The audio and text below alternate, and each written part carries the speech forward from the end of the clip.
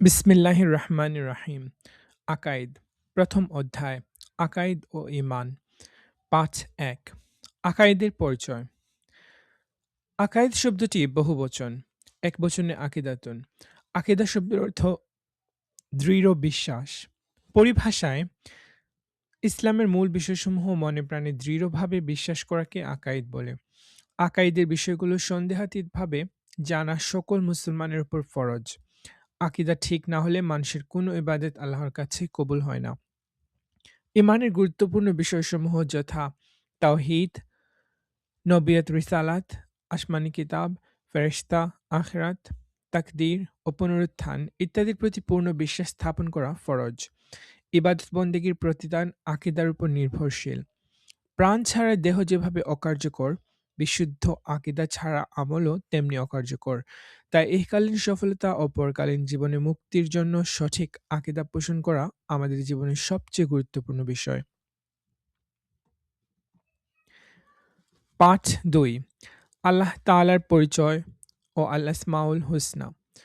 সুন্দর এ পৃথিবী, সুনীল আকাশ, অগণিত জীবজন্তু, বৃক্ষলতা, আলো বাতাস, মাটি, পানি, বালু, পাথর, পাহাড়, সমুদ্র, নদী-নালা, চন্দ্র, সূর্য, গ্রহ নক্ষত্র সবকিছু মিলে প্রাকৃতিক সৌন্দর্যের এক অপূর্ব লীলাভূমি আমাদের এ বিশ্বজগৎ। কিভাবে এ বিশ্বজগৎ সৃষ্টি হলো? কোনো জিনিসই তো নিজে অস্তিত্ব লাভ করতে পারে না। এই বিশাল বিশ্বজগৎ সৃষ্টির পেছনেও নিঃসন্দেহে এক মহাশক্তিশালী স্রষ্টা রয়েছেন, যার কুদরত ছাড়া মহাবিশ্ব এবং এর বৈচিত্র্যময় সৃষ্টি কিছুই অস্তিত্ব লাভ করতে পারত না। পৃথিবীতে দৃশ্যমান ও অদৃশ্য যা কিছু আছে, সবকিছুরই স্রষ্টা হচ্ছেন মহাশক্তিশালী সত্তা আল্লাহ রাব্বুল আলামিন। এ মহাবিশ্ব সৃষ্টি ও পরিচালনায় তার কোনো সাহায্যকারী বা সমকক্ষ নেই। কোরআন মাজিদের ভাষায় لو كان فيهما آلهة إلا الله لفسدتا অর্থ, যদি আকাশ ও পৃথিবীতে আল্লাহ ব্যতীত বহু ইলাহ থাকত, তবে এগুলো ধ্বংস হয়ে যেত। সূরা আম্বিয়া আয়াত নম্বর ২২। কোরআন মাজিদের সূরা ইখলাসে আল্লাহর পরিচয় অত্যন্ত সুন্দরভাবে ফুটে উঠেছে। قل هو الله أحد الله الصمد لم يلد ولم يولد ولم يكن له كفوا أحد অর্থ, আপনি বলুন, আল্লাহ এক ও অদ্বিতীয়। আল্লাহ কারো মুখাপেক্ষী নন, সকলেই তার মুখাপেক্ষী। তিনি কাউকে জন্ম দেননি এবং তাকেও জন্ম দেওয়া হয়নি। তার সমকক্ষ কেউ নেই। সৃষ্টিজগতের মালিক ও নিয়ন্তা মহান আল্লাহ। তিনি আমাদের রিজিকদাতা ও প্রতিপালনকারী। তিনি অনাদি ও অনন্ত। তিনি চিরস্থায়ী ও চিরঞ্জীব। তিনি সবসময় আছেন এবং সবসময় থাকবেন। সকল প্রাণীর জীবন ও মৃত্যু তাঁরই হাতে। তিনি স্বীয় জাত তথা সত্তাগত দিক থেকে যেমন এক ও অদ্বিতীয়, তেমনি সিফাত তথা গুণাবলীর দিক থেকেও এক ও অদ্বিতীয়। আল্লাহ তাআলা স্বীয় জাত ও সিফাতে যেমন আছেন, আমরা ঠিক সেভাবেই তার উপর ঈমান আনব এবং তার হুকুম আহকাম সর্বদা মেনে চলব। আল আসমাউল হুসনা। আল আসমাউল হুসনা অর্থ সুন্দর নামসমূহ। এখানে আল আসমাউল হুসনা বলতে আল্লাহ তাআলার সুন্দর গুণবাচক নামসমূহকে বোঝানো হয়েছে।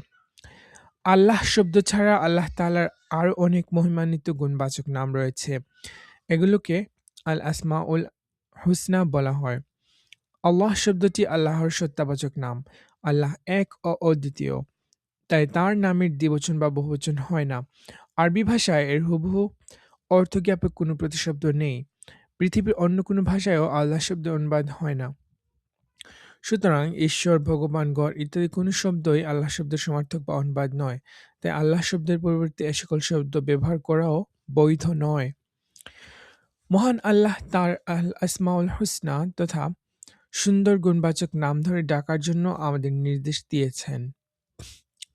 আল কুরআনুল কারিমে ইরশাদ হয়েছে, ওয়ালিল্লাহিল আসমাউল হুসনা ফাদউহু বিহা। অর্থ, আল্লাহর সুন্দর সুন্দর নাম রয়েছে, অতএব তাকে সে সকল নামেই ডাকো। সূরা আরাফ আয়াত ১৮০।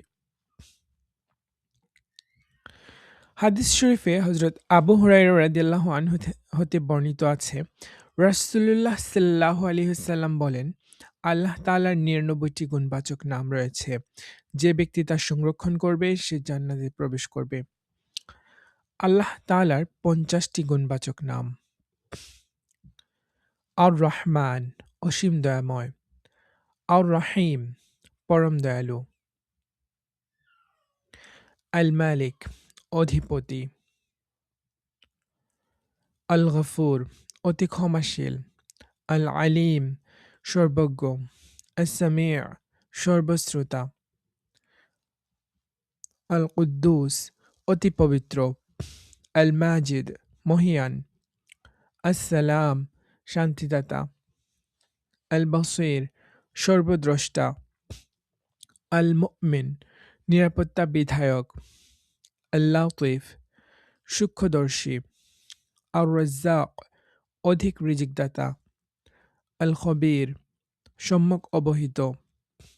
আল আজিজ, মহাপরাক্রমশালী। আশ-শুকুর, আশ-শাকুর, গুণগ্রাহী। আল জব্বার, অসীম ক্ষমতাশালী। আল ওয়াদুদ, প্রেমময়। আল খালিক, সৃষ্টিকর্তা। আল মুজিব, আহ্বানের সাড়াদাতা। আল কবির, শ্রেষ্ঠ। আল হাকিম, প্রজ্ঞাময়। আল মুহাইমিন, সংরক্ষক। আল ওয়াসি', সর্বব্যাপী। আল মুতাকাব্বির, মহিমান্বিত। আশ শাহিদ, প্রত্যক্ষদ্রষ্টা। আল হাসিব, হিসাব গ্রহণকারী। আত তাওয়াব, তাওবা কবুলকারী। আল কারীম, অনুগ্রহকারী। আল হাদি, পথ প্রদর্শক। আল গফফার, অধিক ক্ষমাশীল। আর রশিদ, সুপথ নির্দেশক। আল ওয়াহাব, মহাদাতা। আল বাসিত, সম্প্রসারণকারী। আল ওয়ালি, অভিভাবক। আল হালিম, পরম সহনশীল। আল কহ্হার, মহাপরাক্রান্ত। আল হক, সত্য।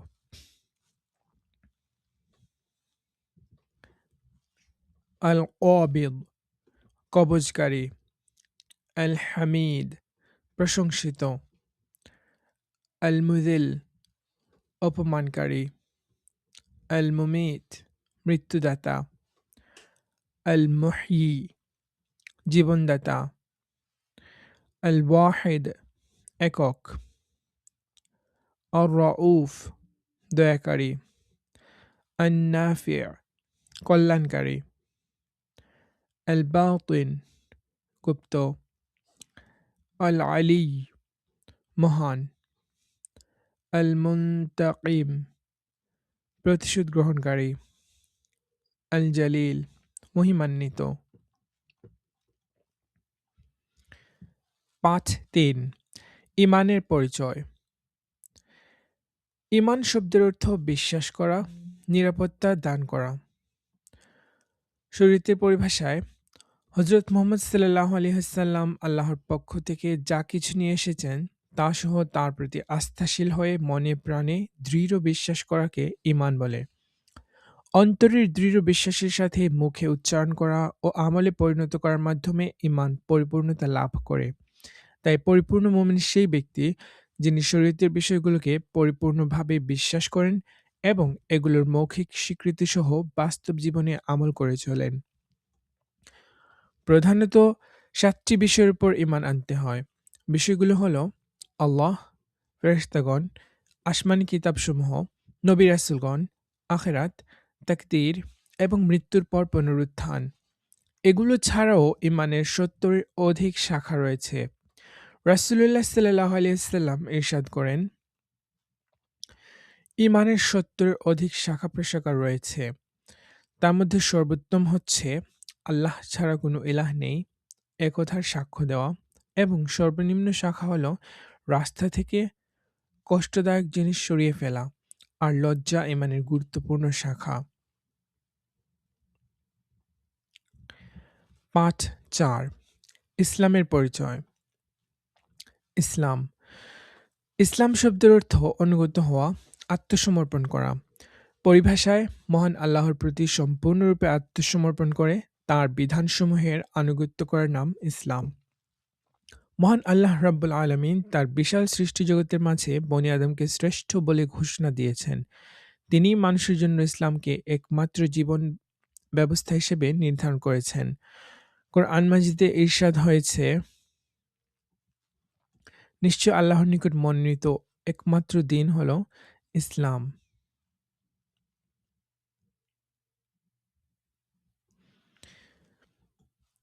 আল ইমরান আয়াত ১৯। অন্য আয়াতে মহান আল্লাহ ইরশাদ করেন, আজ আমি তোমাদের জন্য তোমাদের দিন সম্পূর্ণ করে দিলাম এবং তোমাদের প্রতি আমার নিয়ামত পরিপূর্ণ করলাম, আর তোমাদের জন্য ইসলামকে দিন হিসেবে মনোনীত করলাম। সূরা মায়েদা আয়াত ৩।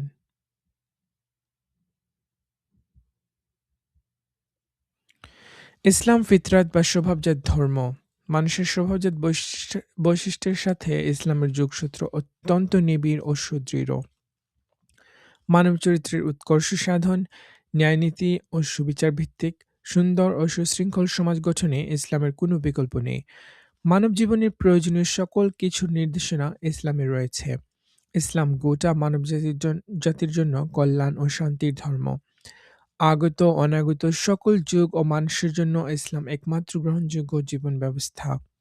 মানবতার মুক্তি, দুনিয়া ও আখিরাতের কল্যাণ নিশ্চিত করতে হলে জীবনের সকল ক্ষেত্রে ইসলামী বিধিবিধান মেনে চলতে হবে।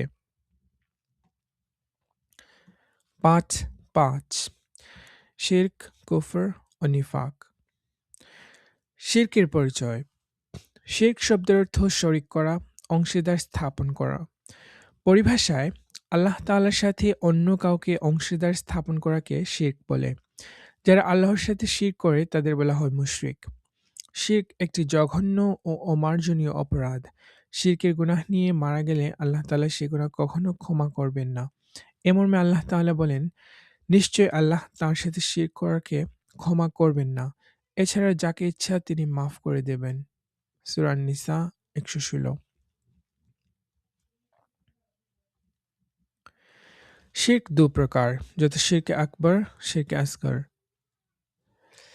শিরকে আকবর বা বড় ধরনের শিরক হলো কাউকে মহান আল্লাহর জাত বা সত্তায় শরিক করা, তাঁর গুণাবলীতে শরিক করা, সৃষ্টি জগতের পরিচালনার অধিকারে শরিক করা, ইবাদতের মধ্যে শরিক করা। অনুরূপভাবে কাউকে আল্লাহর পুত্র বা কন্যা বলে বিশ্বাস করা, মূর্তি পূজা করা, চন্দ্র সূর্য, আগুন বাতাস, পাথর ইত্যাদির উপাসনা করা, এসবই শিরকে আকবর। শিরকে আসগর বা ছোট ধরনের শিরক হলো অপ্রকাশ্য বা গোপনভাবে আল্লাহর ইবাদতের মধ্যে কেবল আল্লাহর সন্তুষ্টি ছাড়া অন্য কোনো উদ্দেশ্য রাখা, রিয়া বা লোক দেখানো ইবাদত করা, সুনাম বা খ্যাতি অর্জনের জন্য দান সদকা করা এ প্রকার শিরকের অন্তর্ভুক্ত। কুফরের পরিচয়। কুফর আরবি শব্দ, এর অর্থ গোপন করা, অস্বীকার করা। কুফর ঈমানের বিপরীত। পরিভাষায় রাসূল করিম সাল্লাল্লাহু আলাইহি ওয়াসাল্লামকে বা তাঁর আনীত কোনো একটি বিষয় অস্বীকার করাকে কুফর বলে। আল্লাহকে স্বীকার করে রাসূলুল্লাহ সাল্লাল্লাহু আলাইহি ওয়াসাল্লামকে অস্বীকার করা বা কোরআন মাজিদকে অস্বীকার করা নিঃসন্দেহে কুফরি। যে ব্যক্তি কুফরি করে তাকে বলা হয় কাফের। হালালকে হারাম, হারামকে হালাল বিশ্বাস করাও কুফরি।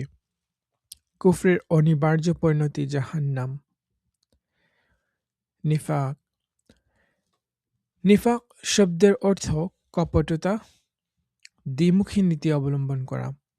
পরিভাষায় অন্তরে কুফরি গোপন রেখে প্রকাশ্যে ইসলামের আনুগত্য প্রকাশ করাকে নিফাক বলা হয়।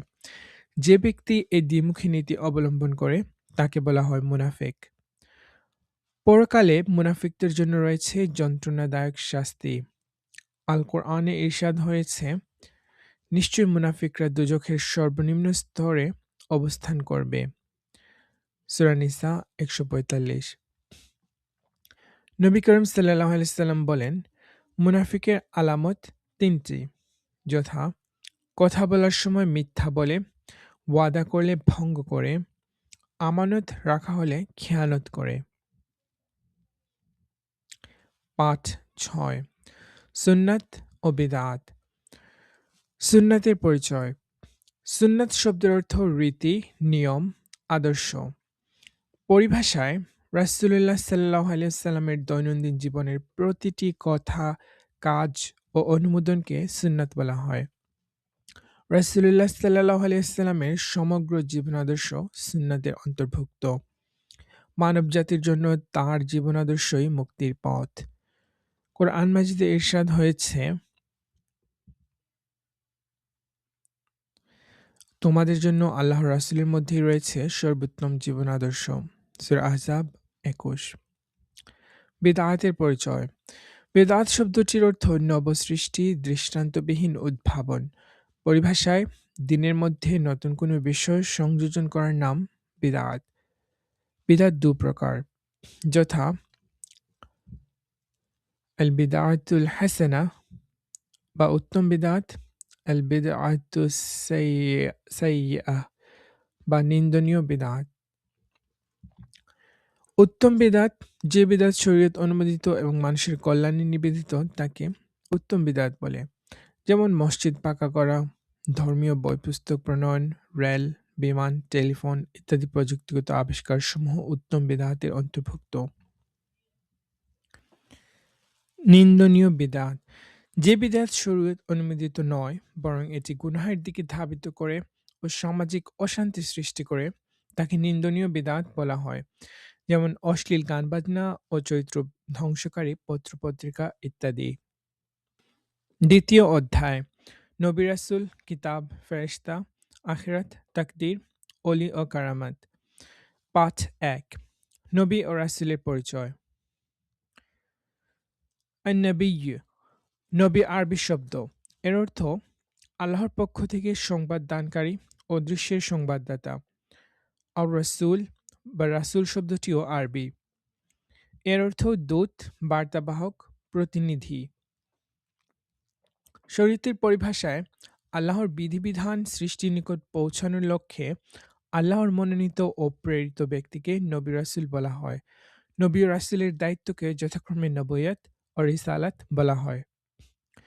নবী ও রাসূলগণ আল্লাহর বিধান মানুষের নিকট তুলে ধরেছেন এবং তাদের সামনে আদর্শ জীবনযাপনের বাস্তব নমুনা পেশ করেছেন।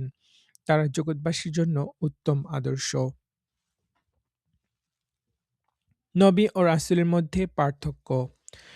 নবী ও রাসূল উভয়ই পথহারা মানবজাতিকে আল্লাহর দিকে আহ্বান করেন, তবে উভয়ের মধ্যে কিছুটা পার্থক্য রয়েছে। রাসূলগণের প্রত্যেকে স্বতন্ত্র শরীয়তের প্রবর্তক ছিলেন। পক্ষান্তরে নবীগণ তাদের পূর্ববর্তী রাসূলের শরীয়তের অনুসারী ছিলেন। সকল রাসূলই নবী ছিলেন, কিন্তু সকল নবী রাসূল নন।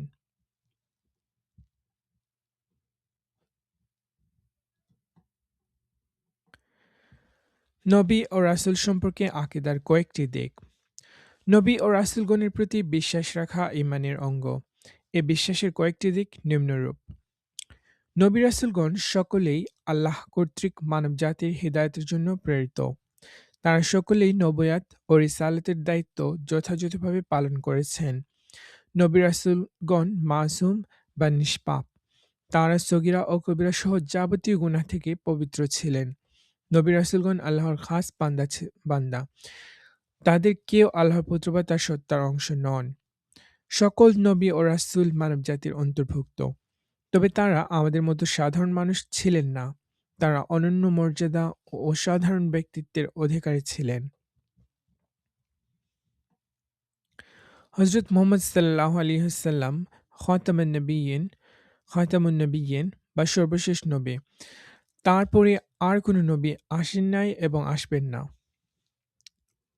তিনি জগৎবাসীর জন্য রহমত এবং সৃষ্টির মধ্যে সর্বশ্রেষ্ঠ। কিয়ামতের দিন হযরত মুহাম্মদ সাল্লাল্লাহু আলাইহি ওয়াসাল্লাম বিচার কার্য শুরু করার জন্য মহান আল্লাহর দরবারে সুপারিশ করবেন। তিনি স্বীয় গুনাহগার উম্মতের জন্য শাফাআত করবেন। কিয়ামতের দিন হযরত মুহাম্মদ সাল্লাল্লাহু আলাইহি ওয়াসাল্লাম হাউজে কাউসারের অধিকারী হবেন। পাঠ ২ খতমে নবুয়ত ও মুজিজা। খতম শব্দের অর্থ শেষ, পরিসমাপ্তি। খতমে নবুয়ত অর্থ নবুয়তের শেষ বা নবুয়তের পরিসমাপ্তি। শরীয়তের পরিভাষায় মানবজাতির হেদায়েতের উদ্দেশ্যে আল্লাহ তাআলা হযরত আদম আলাইহিসসালাম হতে নবী প্রেরণের মাধ্যমে যে ধারা শুরু করেছিলেন, হযরত মুহাম্মদ সাল্লাল্লাহু আলাইহি ওয়াসাল্লামের মাধ্যমে এ ধারার পরিসমাপ্তিকে খতমে নবুয়ত বলা হয়। খতমে নবুয়ত ইসলামের একটি মৌলিক আকীদা। এটি কুরআন, হাদিস, ইজমা ও কিয়াস দ্বারা প্রমাণিত। কুরআন মাজিদে ইরশাদ হয়েছে, মুহাম্মদ সাল্লাল্লাহু আলাইহি সাল্লাম তোমাদের পুরুষদের মধ্যে কারো পিতা নন, বরং তিনি আল্লাহর রাসূল ও সর্বশেষ নবী। সূরা আহজাব ৪০। রাসূল সাল্লাল্লাহু আলাইহি সাল্লাম বলেন, আমি নবীগণের মধ্যে সর্বশেষ নবী, আমার পরে আর কোনো নবী নেই। তিরমিজি। হযরত মুহাম্মদ সাল্লাল্লাহু আলাইহি সাল্লামের পর যদি কেউ নবুয়ত দাবি করে তবে সে ভ্রান্ত ও চরম মিথ্যাবাদী। হযরত মুহাম্মদ সাল্লাল্লাহু আলাইহি সাল্লামকে সর্বশেষ নবী বলে বিশ্বাস করা প্রত্যেক মুসলমানের জন্য অপরিহার্য। এর বিপরীত আকীদা পোষণ করা কুফরি। মুজিজা। মুজিজা শব্দটি আরবি। এর অর্থ অক্ষমকারী, অপারগকারী। পরিভাষায় নবী রাসূলগণের মাধ্যমে সাধারণ নিয়মের ব্যতিক্রম যে সকল অলৌকিক ঘটনা সংঘটিত হয়েছে সেগুলোকে মুজিজা বলা হয়। পবিত্র কোরআনে পূর্ববর্তী নবীগণের বিভিন্ন মুজিজা বর্ণিত আছে, যেমন হযরত ইব্রাহিম আলাইহিসসালামের জন্য নমরুদের অগ্নিকুণ্ড শীতল ও আরামদায়ক হওয়া, হযরত মুসা আলাইহিসসালামের হাতে লাঠি মাটিতে ফেলার পর তা বিরাট অজগরে পরিণত হওয়া, আল্লাহর হুকুমে হযরত ঈসা আলাইহিসসালাম কর্তৃক মৃতকে জীবিত করা ইত্যাদি। প্রিয় নবী সাল্লাল্লাহু আলাইহি ওয়াসাল্লামের মুজিজা। আমাদের প্রিয় নবী হযরত মুহাম্মদ সাল্লাল্লাহু আলাইহি ওয়াসাল্লামের অসংখ্য অগণিত মুজিজা রয়েছে। তার সর্বশ্রেষ্ঠ মুজিজা হলো কোরআন মাজিদ। কাফির মুশরিকরা শত চেষ্টা করেও কোরআন মাজিদের অনুরূপ কোনো সূরা তৈরি করতে পারেনি। এছাড়াও আছে নবীজির মিরাজ গমন, আঙ্গুলের ইশারায় চাঁদ দ্বিখণ্ডিত হওয়া, আঙ্গুল মোবারক থেকে পানি প্রবাহিত হওয়া ইত্যাদি রাসূলুল্লাহ সাল্লাল্লাহু আলাইহি ওয়াসাল্লামের কয়েকটি সুস্পষ্ট মুজিজা। মুজিজা নবী রাসূলগণের নবুয়ত ও রিসালাতের প্রমাণ বহন করে থাকে। মুজিজার প্রতি বিশ্বাস রাখা ঈমানের অঙ্গ। পাঠ ৩ আসমানী কিতাবসমূহ। মানবজাতিকে সৎপথ প্রদর্শনের জন্য আল্লাহ তাআলা রাসূলগণের উপর যে সকল কিতাব নাজিল করেছেন সেগুলোকে আসমানী কিতাব বলা হয়। সর্বমোট ১০৪ খানা আসমানী কিতাব রাসূলগণের উপর অবতীর্ণ হয়। এর মধ্যে প্রসিদ্ধ ৪ খানা কিতাব ৪ জন প্রসিদ্ধ রাসূলের উপর অবতীর্ণ হয়। হযরত মুসা আলাইহিসসালামের উপর তাওরাত, হযরত দাউদ আলাইহিসসালামের উপর জাবুর, হযরত ঈসা আলাইহিসসালামের উপর ইনজিল এবং হযরত মুহাম্মদ সাল্লাল্লাহু আলাইহি ওয়াসাল্লামের উপর কুরআন মাজিদ অবতীর্ণ হয়। কুরআন মাজিদ সর্বশেষ ও সর্বশ্রেষ্ঠ আসমানী কিতাব। কুরআন মাজিদের পরিচয়। আল কুরআন আরবি শব্দ।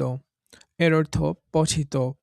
যেহেতু এই কিতাব নাজিল হওয়ার পর থেকে অধিক হারে পঠিত হয়ে আসছে এবং কিয়ামত পর্যন্ত তা পঠিত হতে থাকবে, তাই এর নামকরণ করা হয়েছে আল কুরআন। কোরআন মাজিদ সুদীর্ঘ ২৩ বছরে হযরত মুহাম্মদ সাল্লাল্লাহু আলাইহি ওয়াসাল্লামের উপর অবতীর্ণ হয়েছে। কোরআন মাজিদের সর্বমোট ১১৪টি সূরা ও ৬,২৩৬টি আয়াত রয়েছে। কোরআন মাজিদের সূরাসমূহ মাক্কী ও মাদানী এই দুভাগে বিভক্ত। যে সকল সূরা হিজরতের আগে পবিত্র মক্কা নগরী ও তার আশেপাশের এলাকায় নাজিল হয়েছে তাকে মাক্কী সূরা বলা হয়, আর যে সকল সূরা হিজরতের পর নাজিল হয়েছে তাকে মাদানী সূরা বলা হয়। পূর্ববর্তী আসমানি কিতাবসমূহ কালের পরিবর্তনে বিকৃত ও পরিবর্তিত হয়ে গেছে, কিন্তু কোরআন মাজিদ যেভাবে নাজিল হয়েছিল আজও সেভাবে অবিকৃত আছে এবং কিয়ামত পর্যন্ত তা অবিকৃতই থাকবে। ৫.৪ ফেরেশতা। ফেরেশতাগণ মহান আল্লাহর বিশেষ সৃষ্টি। ফেরেশতা ফার্সি শব্দ, আরবিতে মালাকুন, এর বহুবচন হল মালাইকাতুন। ফেরেশতাদেরকে নূর দ্বারা সৃষ্টি করা হয়েছে। তাদের নির্ধারিত কোনো আকৃতি নেই। তারা পানাহার, নিদ্রা, বিশ্রাম থেকে মুক্ত।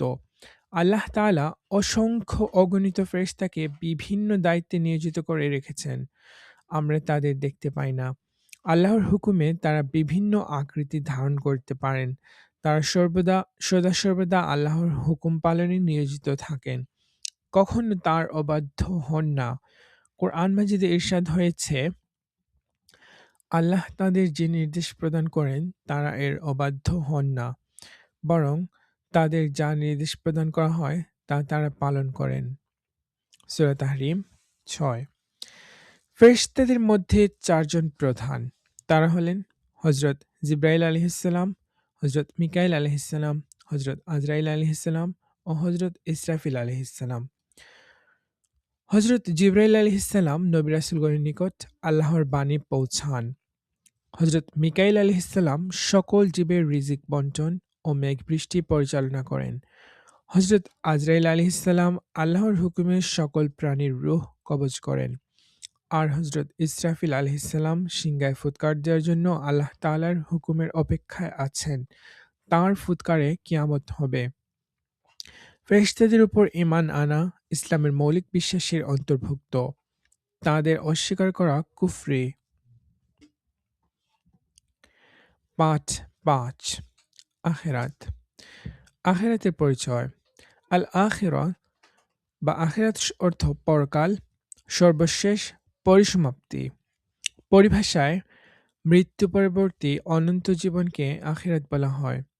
কবর, পুনরুত্থান, হাসর, মিজান, পুলসিরাত, জান্নাত, জাহান্নাম এর সবই আখিরাতের অন্তর্ভুক্ত। ঈমানের মৌলিক বিষয়গুলোর মধ্যে আখিরাতের প্রতি বিশ্বাস অন্যতম। আখিরাত তথা পরকালীন জীবনকে অস্বীকার করা বা এতে সন্দেহ পোষণ করা কুফরি। মৃত্যু আল মাউত। মানবদেহে একটি সূক্ষ্ম ও অদৃশ্য শক্তি রয়েছে যাকে আরবিতে রূহ বলা হয়। যতক্ষণ এই রূহ বা আত্মা মানবদেহে বিদ্যমান থাকে ততক্ষণ মানুষ সচল ও সজীব থাকে। দেহ থেকে রূহের বিচ্ছেদের নামই মৃত্যু। মৃত্যুর মাধ্যমে আখিরাতের জীবন শুরু হয়। মৃত্যু সকলের জন্য অবধারিত। এর থেকে রেহাই পাওয়ার কোনো সুযোগ নেই। আল্লাহ তাআলা বলেন, কুল্লু নাফসিন যায়িকাতুল মাউত। প্রত্যেক প্রাণীকে মৃত্যুর স্বাদ গ্রহণ করতে হবে। সূরা আলে ইমরান ১৮৫।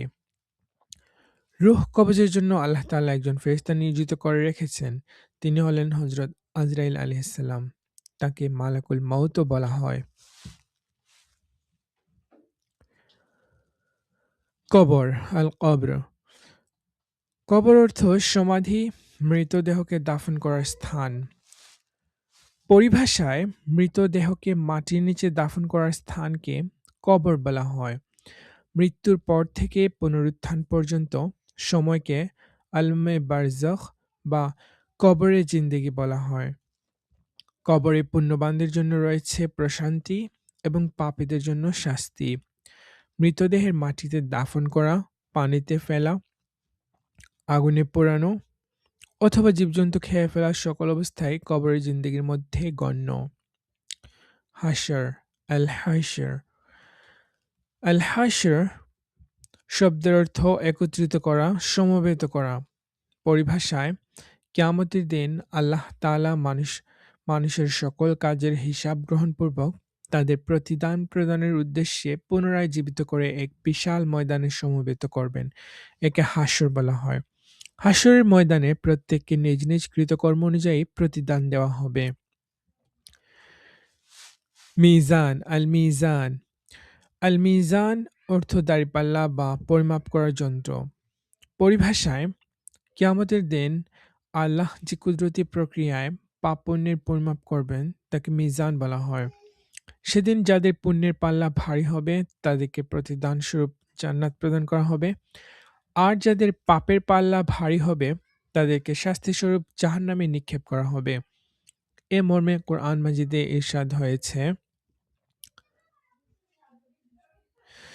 অতঃপর যার পুণ্যের পাল্লা ভারী হবে সে থাকবে শান্তিময় জীবনে, আর যার পুণ্যের পাল্লা হালকা হবে তার অবস্থান হবে হাবিয়া জাহান্নাম।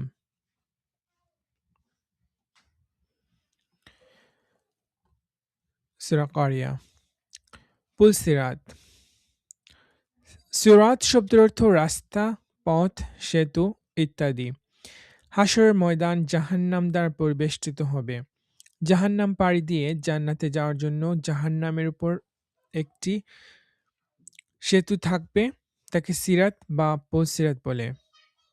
পুলসিরাতের প্রতি বিশ্বাস রাখা ঈমানের অংশ। পুলসিরাত চুলের চেয়ে সূক্ষ্ম এবং তলোয়ারের চেয়েও অধিক ধারালো হবে। পাপিষ্ঠ, কাফির, মুশরিক ও মুনাফিকরা পুল পার হতে গিয়ে জাহান্নামে পড়ে যাবে। পক্ষান্তরে মুমিনগণ অনায়াসে পুলসিরাত পার হয়ে জান্নাতে প্রবেশ করবে। জান্নাত। জান্নাত শব্দের অর্থ বাগান, উদ্যান। পরিভাষায় হাসরের মাঠে হিসাব নিকাশের পর আল্লাহ তার প্রিয় বান্দাদের যে চিরস্থায়ী সুখ শান্তির আবাসস্থল প্রদান করবেন তাকে জান্নাত বলা হয়। ফার্সি ভাষায় একে বেহেশত বলে। জান্নাত ৮টি, যথা আদন, হোল্ড, নাঈম, মাওয়া, দারুস সালাম, দারুল করার, দারুল মাকাম, ফিরদাউস। জাহান্নাম। জাহান্নাম শব্দটির অর্থ দগ্ধ করা, পোড়ানো। পরিভাষায় হাসরের মাঠে হিসাব নিকাশের পর আল্লাহ তাআলা পাপীদের যে চিরস্থায়ী অশান্তির আবাসস্থল প্রদান করবেন তাকে জাহান্নাম বলা হয়। ফার্সি ভাষায় একে দোজখ বলে। জাহান্নামের ৭টি স্তর রয়েছে, যথা জাহান্নাম, লাযা, হুতামা, সাইর, সাকার, জাহিম, হাবিয়া। জান্নাত ও জাহান্নাম বাস্তব সত্য, এর প্রতি ঈমান রাখা অবশ্য কর্তব্য। পাঠ ৬। তাকদীর। আত-তাকদীর। তাকদীরের পরিচয়। তাকদীরের অর্থ নির্ধারণ করা, ভাগ্য। পরিভাষায় মহান আল্লাহ প্রত্যেক সৃষ্টির ভাগ্যে যা কিছু নির্ধারণ করে রেখেছেন তাকে তাকদীর বলে। জীবন, মৃত্যু, রিজিক সহ সৃষ্টির সকল বিষয় আল্লাহ তাআলা নির্ধারণ করে রেখেছেন। তার ইচ্ছা অনুযায়ী জগতের সকল বিষয় পরিচালিত হয়। জগতে যা কিছু ঘটছে বা ঘটবে সবই তাকদীরে লিপিবদ্ধ আছে। কোরআন মাজিদে আছে, তিনি সবকিছু সৃষ্টি করেছেন এবং প্রতিটি সৃষ্টিকে পরিমিতভাবে নির্ধারণ করেছেন। সূরা ফুরকান ২।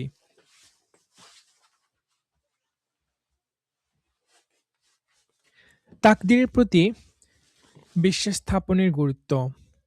তাকদীরের প্রতি বিশ্বাস স্থাপন করা ঈমানের মৌলিক বিষয়সমূহের মধ্যে একটি। যে ব্যক্তি তাকদীরের প্রতি পূর্ণ বিশ্বাস রাখে না সে মুমিন হতে পারবে না। তাকদীরের প্রতি বিশ্বাস স্থাপন করতে হবে, অন্যদিকে চেষ্টাও করতে হবে। চেষ্টার পর যে ফলাফল অর্জিত হয় তা তাকদীর বা ভাগ্য বলে বিশ্বাস করে নিতে হবে এবং তাতেই সন্তুষ্ট থাকতে হবে। আল্লাহ তাআলা বলেছেন, মানুষ তাই পায় যা সে চেষ্টা করে। সূরা নাজম ৩৯। পাঠ ৭। অলি ও কারামাত। অলির পরিচয়। ওয়ালিয়ুন বা অলি শব্দের অর্থ বন্ধু, অভিভাবক, সাহায্যকারী। এটি একবচন। বহুবচনে আউলিয়া। অলিউল্লাহ অর্থ আল্লাহর বন্ধু।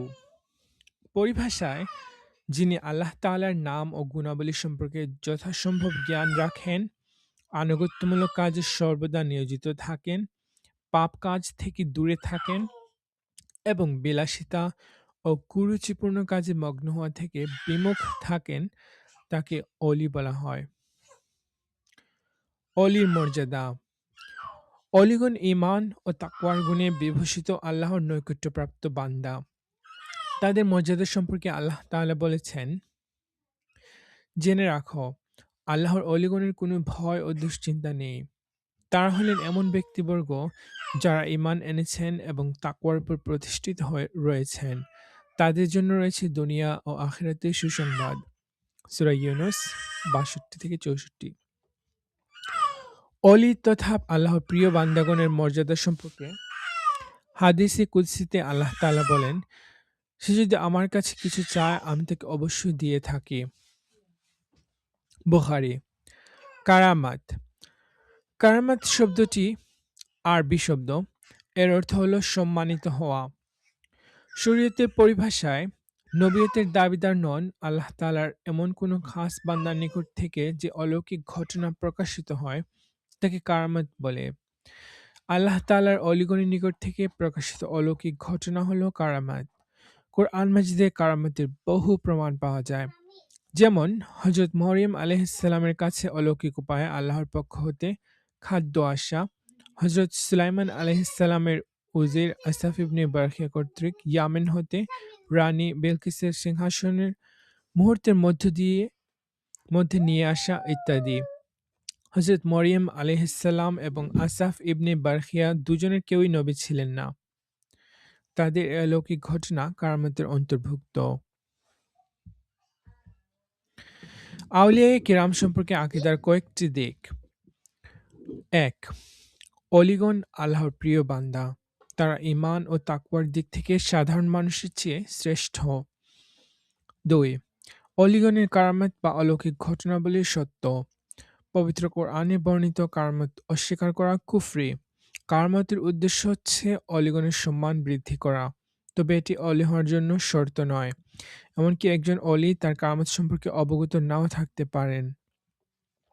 অলি কখনো মর্যাদায় নবীর সমান হতে পারেন না, বরং একজন নবী সকল অলি থেকে শ্রেষ্ঠ। ইমাম আবু জাফর তাহাবী বলেন, আমরা কোনো অলিকে কোন নবীর উপর প্রাধান্য দেই না, বরং আমরা বলি একজন নবী সকল অলি থেকে শ্রেষ্ঠ। তাদের যে সকল কারামত নির্ভরযোগ্য ও বিশ্বস্ত বর্ণনাকারীর মাধ্যমে সহিহ সনদে বর্ণিত হয়েছে, আমরা তা বিশ্বাস করি। ফিক। তৃতীয় অধ্যায়, ফিক ও তাহারাত। ৫.১ ফিক শাস্ত্র ও ইমামগণের পরিচয়। ফিক শাস্ত্রের পরিচয়। আল ফিকহ বা ফিক শব্দটি আরবি। এর অর্থ জানা, বোঝা, অনুধাবন করা। পরিভাষায় ইসলামী শরীয়তের মূল উৎসসমূহ তথা কোরআন, হাদিস, ইজমা ও কিয়াসের আলোকে শরীয়তের বিধিবিধান অবগত হওয়াকে ফিক বলে। ফিক শাস্ত্রের মূল ভিত্তি হল ইসলামী শরীয়তের ৪টি উৎস, যথা কোরআন, হাদিস, ইজমা বা ঐকমত্য এবং কিয়াস বা সঠিক গবেষণার মাধ্যমে স্থিরকৃত মত। ইসলামের মূল উৎস কোরআন ও হাদিস যথাযথভাবে অনুধাবন এবং সে অনুযায়ী জীবন পরিচালনা করতে হলে ফিক শাস্ত্রের বিকল্প নেই। মহান আল্লাহ ফিক বা দ্বীনি জ্ঞান অর্জনের প্রতি অত্যন্ত তাগিদ দিয়েছেন। আল কোরআনে ইরশাদ হয়েছে, তাদের প্রত্যেক দলের একটি অংশ কেন বের হয় না, যাতে তারা দ্বীন সম্পর্কে জ্ঞান অর্জন করতে পারে এবং তাদের সম্প্রদায়ের নিকট ফিরে এসে তাদেরকে সতর্ক করতে পারে, যাতে তারা সতর্ক হয়। সূরা তাওবা ১২২। নবী করিম সাল্লাল্লাহু আলাইহি ওয়াসাল্লাম ইরশাদ করেছেন, প্রত্যেক বস্তুর খুঁটি রয়েছে, আর দ্বীন ইসলামের খুঁটি হলো আল ফিকহ। তবরানী। নবী করিম সাল্লাল্লাহু আলাইহি ওয়াসাল্লাম আরও বলেছেন, শয়তানের মোকাবিলায় একজন ফকিহ হাজার আবিদ হতেও শক্তিশালী। ফিক শাস্ত্রের ইমামগণের পরিচয়। ফিক শাস্ত্রের প্রসিদ্ধ ৪ জন ইমাম হলেন ইমাম আজম আবু হানিফা, ইমাম মালিক, ইমাম শাফেঈ রাহিমাহুল্লাহ ও ইমাম আহমদ ইবনে হাম্বল রাহিমাহুল্লাহ।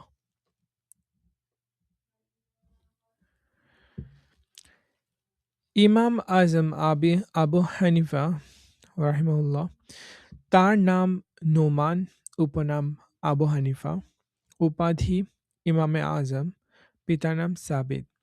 তিনি আবু হানিফা নামেই অধিক প্রসিদ্ধ। তিনি ইরাকের কুফায় ৮০ হিজরি সনে জন্মগ্রহণ করেন। তার তিনি ফিকহ শাস্ত্রে গভীর জ্ঞানের অধিকারী ছিলেন। ১৫০ হিজরিতে তিনি ইন্তেকাল করেন। বাগদাদে তাঁকে দাফন করা হয়। ইমাম মালিক রাহিমাহুল্লাহ, তার নাম মালিক, উপনাম আবদুল্লাহ, উপাধি ইমামু দারিল হিজরা, পিতার নাম আনাস। তিনি ৯৩ হিজরিতে মদিনা মুনাওয়ারায় জন্মগ্রহণ করেন এবং ১৭৯ হিজরিতে ইন্তেকাল করেন। মদিনা মুনাওয়ারার জান্নাতুল বাকিতে তাকে দাফন করা হয়। ইমাম শাফেঈ রাহিমাহুল্লাহ, তার নাম মুহাম্মদ, উপনাম আবু আবদুল্লাহ, পিতার নাম ইদ্রিস। তিনি ১৫০ হিজরিতে সিরিয়ায় জন্মগ্রহণ করেন এবং ২০৪ হিজরিতে মিশরে ৫৪ বছর বয়সে ইন্তেকাল করেন। ইমাম আহমদ ইবনে হাম্বল রাহিমাহুল্লাহ, তার নাম আহমদ, উপনাম আবু আবদুল্লাহ, উপাধি ইমামুস সুন্নাহ, পিতার নাম মুহাম্মদ। তিনি ১৬৪ হিজরিতে ইরাকের বাগদাদে জন্মগ্রহণ করেন এবং ২৪১ হিজরি সনে ইন্তেকাল করেন। তার জন্মস্থান বাগদাদেই তাকে সমাহিত করা হয়। পাঠ ২। ফরজ, ওয়াজিব, সুন্নত ও মুস্তাহাব। ফরজের পরিচয়। ফরজ অর্থ অবশ্য পালনীয়। শরীয়তের যে সকল বিধান কোরআন ও সুন্নাহর আলোকে অকাট্যভাবে পালনীয় তাকে ফরজ বলে। ফরজ দুই প্রকার, যথা ফরজে আইন, ফরজে কিফায়া। ফরজে আইন, শরীয়তের যে সকল বিধান প্রাপ্তবয়স্ক ও সুস্থ সকল মুসলমানের জন্য আদায় করা অবশ্য কর্তব্য তাকে ফরজে আইন বলে। যেমন সালাত, সাওম। শরঈ কোনো কারণ ছাড়া ইচ্ছাকৃতভাবে ফরজ ত্যাগ করা কবিরা গুনাহ। ফরজ ত্যাগকারী ফাসিক আর অস্বীকারী কাফির হিসেবে গণ্য হবে। ফরজে কিফায়া, শরীয়তের যে সকল বিধান পালন করা সকলের জন্য আবশ্যক নয়, বরং কিছু সংখ্যক লোক আদায় করলে সকলের পক্ষ হতে আদায় হয়ে যায়, তাকে ফরজে কিফায়া বলে। যথা জানাজার সালাত, দ্বীনের গভীর জ্ঞান অর্জন। ফরজে কিফায়া যদি কেউই আদায় না করে, তবে সবাই ফরজ ত্যাগকারী হিসেবে গুনাহগার হবে। ওয়াজিব। ওয়াজিব শব্দের অর্থ জরুরি, আবশ্যক। পরিভাষায় ওয়াজিব হলো এমন বিধান যা ফরজের মতো অবশ্য পালনীয়, তবে গুরুত্বের দিক থেকে ফরজের পর ওয়াজিবের স্থান। যেমন ভিতরের সালাত ও ২ ঈদের সালাত ইত্যাদি। ওয়াজিব ত্যাগকারীও কবিরা গুনাহগার হিসেবে গণ্য হবে। সুন্নাত। সুন্নাত শব্দের শাব্দিক অর্থ রীতিনীতি, আদর্শ। শরীয়তের পরিভাষায় ফরজ ও ওয়াজিব ব্যতীত দ্বীনের যে সকল কাজ রাসূলুল্লাহ সাল্লাল্লাহু আলাইহি সাল্লাম নিজে করেছেন, করার নির্দেশ দিয়েছেন বা অনুমোদন করেছেন, তাকে সুন্নাত বলা হয়। সুন্নত দুই প্রকার, যথা সুন্নতে মুআক্কাদা, সুন্নতে গায়র মুআক্কাদা। সুন্নতে মুআক্কাদা, যে সকল কাজ রাসূলুল্লাহ করিম সাল্লাল্লাহু আলাইহি সাল্লাম সর্বদা পালন করতেন এবং অন্যদেরও পালনের তাগিদ দিতেন, সেগুলোকে সুন্নতে মুআক্কাদা বলে। যেমন জামাতের সাথে সালাত আদায়, ফজরের ২ রাকাত সুন্নত আদায় ইত্যাদি। সুন্নতে মুআক্কাদা আমলের দিক থেকে ওয়াজিবের কাছাকাছি। বিনা কারণে তা ত্যাগ করা অনুচিত ও গুনাহের কাজ।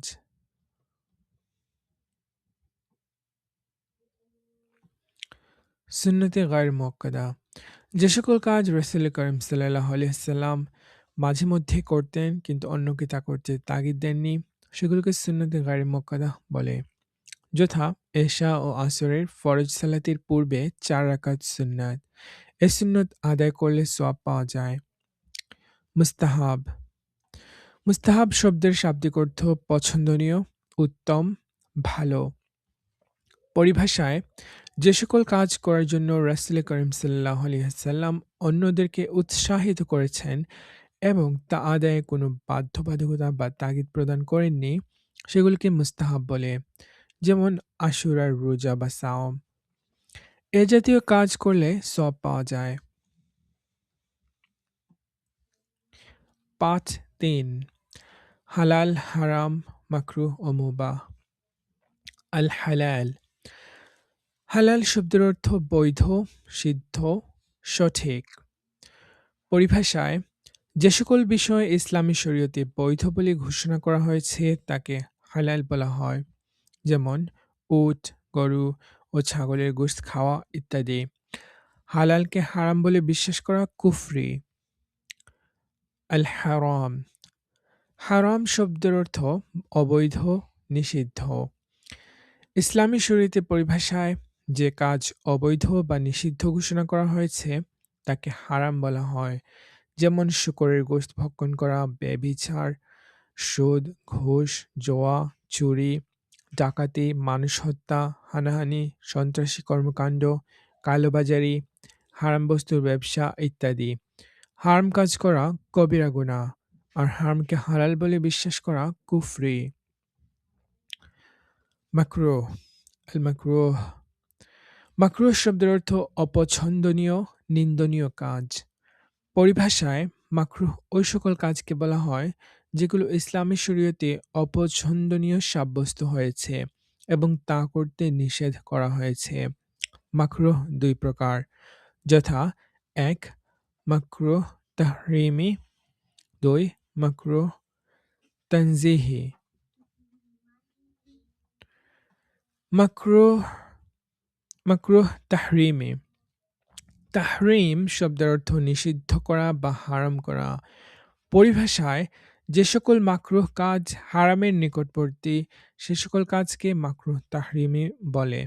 যেমন দাঁড়িয়ে প্রস্রাব করা, ঈদগাহ ও কবরস্থানে পায়খানা করা, বিনা অজরে এ জাতীয় কাজ করা গুনাহ।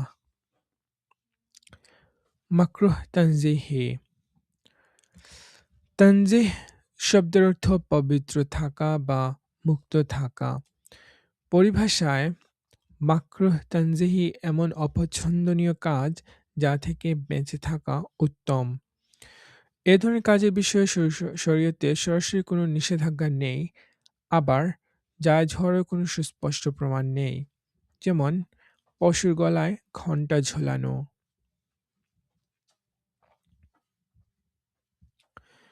মুবাহ। আল মুবাহ। মুবাহ শব্দের অর্থ বৈধ। পরিভাষায় মুবাহ হলো এমন বৈধ কাজ যা করলে কোনো সওয়াব নেই, আবার না করলেও কোনো গুনাহ নেই।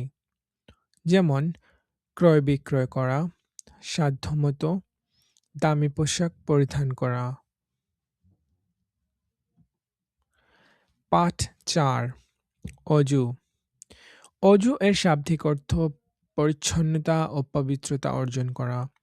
পরিভাষায় শরীয়তের নিয়ম অনুযায়ী পানি দ্বারা পবিত্রতা অর্জনকে অজু বলে।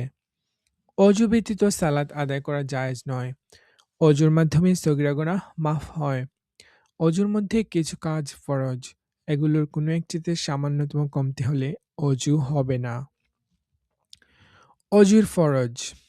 অজুর ফরজ ৪টি, যথা ১ মুখমণ্ডল ধৌত করা, কপালের উপরিভাগের চুলের গোড়া থেকে থুতনির নিচ পর্যন্ত এবং এক কানের লতি থেকে অপর কানের লতি পর্যন্ত পুরো মুখমণ্ডল ধৌত করা ফরজ। ২ উভয় হাত কনুইসহ ধৌত করা। ৩ মাথার ৪ ভাগের ১ ভাগ মাসেহ করা। মাথার ৪ ভাগের ১ ভাগ মাসেহ করা ফরজ, সমস্ত মাথা মাসেহ করা সুন্নাত। ভেজা হাতের তালুর সাহায্যে মাথার সামন থেকে পিছন দিকে মাসেহ করতে হয়। ৪. উভয় পা টাকনুসহ ধৌত করা। অজুর সুন্নাত। অজুর সুন্নাতসমূহ হলো: ১. নিয়ত করা। ২. বিসমিল্লাহির রহমানির রহিম বলে অজু আরম্ভ করা। ৩. উভয় হাত কবজিসহ ৩ বার ধোয়া। ৪. মিসওয়াক করা। ৫. কুলি করা। ৬. সাওম পালনকারী না হলে গড়গড়া করা। ৭. নাকের নরম স্থান পর্যন্ত পানি পৌঁছানো। ৮. সমস্ত মাথা একবার মাসেহ করা। ৯. মাথার সামনের অংশ থেকে মাসেহ শুরু করা। ১০. দাড়ি খিলাল করা। ১১. হাত ও পায়ের আঙুলগুলো খিলাল করা। ১২. উভয় কান মাসেহ করা। ১৩. অজুর অঙ্গসমূহ ৩ বার করে ধৌত করা। ১৪. অজুর তারতিব ঠিক রাখা অর্থাৎ অঙ্গসমূহ পরপর ধৌত করা। ১৫. এক অঙ্গ শুকানোর আগে অন্য অঙ্গ ধৌত করা। অজু ভঙ্গের কারণ: প্রস্রাব পায়খানার রাস্তা দিয়ে কোনো কিছু বের হওয়া, শরীরের কোনো স্থান দিয়ে রক্ত, পুঁজ ইত্যাদি বের হয়ে গড়িয়ে পড়া, মুখ পড়ে বমি হওয়া, চিৎ বা কাত হয়ে কিংবা কোনো কিছুতে ঠেস দিয়ে ঘুমানো, বেহুশ, পাগল কিংবা নেশাগ্রস্ত হওয়া, কোনো সালাতের মধ্যে অট্টহাসি দেওয়া। অজুবিহীন অবস্থায় যেসব কাজ করা নিষেধ: অজুবিহীন অবস্থায় সালাত আদায় করা, কাবা ঘর তাওয়াফ করা এবং বিনা গিলাফে কোরআন শরীফ স্পর্শ করা নিষেধ। অপবিত্র অবস্থায় যেসব কাজ করা নিষেধ: অপবিত্র অবস্থায় কোরআন শরীফ তেলাওয়াত করা ও স্পর্শ করা, সালাত আদায় করা, কাবা ঘর তাওয়াফ করা, সালাত ছাড়া অন্য কোনো সেজদা যেমন তেলাওয়াতের সেজদা করা নিষেধ। ৫. গোসল। আল গোসল আরবি শব্দ। এর অর্থ পানি দ্বারা ধৌত করা। পরিভাষায় পবিত্রতা অর্জন ও আল্লাহর নৈকট্য লাভের উদ্দেশ্যে পবিত্র পানি দ্বারা সমস্ত শরীর ধৌত করাকে গোসল বলে। গোসলের ফরজ ৩টি, যথা: ১. গড়গড়ার সাথে কুলি করা। ২. নাকে পানি দেওয়া। ৩. সমস্ত শরীর ধৌত করা। গোসলের সুন্নাত: ১. গোসলের নিয়ত করা। ২. বিসমিল্লাহির রহমানির রহিম বলে গোসল শুরু করা। ৩. উভয় হাত কবজি পর্যন্ত ধৌত করা। ৪. মিসওয়াক করা। ৫. শরীর থেকে অপবিত্রতা দূর করা। ৬. অজু করা। ৭. সারা শরীর ৩ বার ধৌত করা। ৬. তায়াম্মুম। তায়াম্মুমের পরিচয়: তায়াম্মুম শব্দের অর্থ ইচ্ছা করা, সংকল্প করা। পরিভাষায় পানি পাওয়া না গেলে অথবা কোনো কারণে পানি ব্যবহারে অক্ষম হলে পবিত্র মাটি দ্বারা শরীয়তসম্মত পন্থায় পবিত্রতা অর্জন করাকে তায়াম্মুম বলে। পবিত্র মাটি অথবা মাটি জাতীয় পবিত্র বস্তু যেমন বালু, পাথর, সুরকি, মাটির পাত্র ইত্যাদি দ্বারা তায়াম্মুম জায়েজ। তায়াম্মুমের ফরজ ৩টি, যথা: নিয়ত করা, উভয় হাত পবিত্র মাটিতে মেরে তা দিয়ে মুখমণ্ডল মাসেহ করা, উভয় হাত পবিত্র মাটিতে মেরে তা দিয়ে উভয় হাত কনুসহ মাসেহ করা।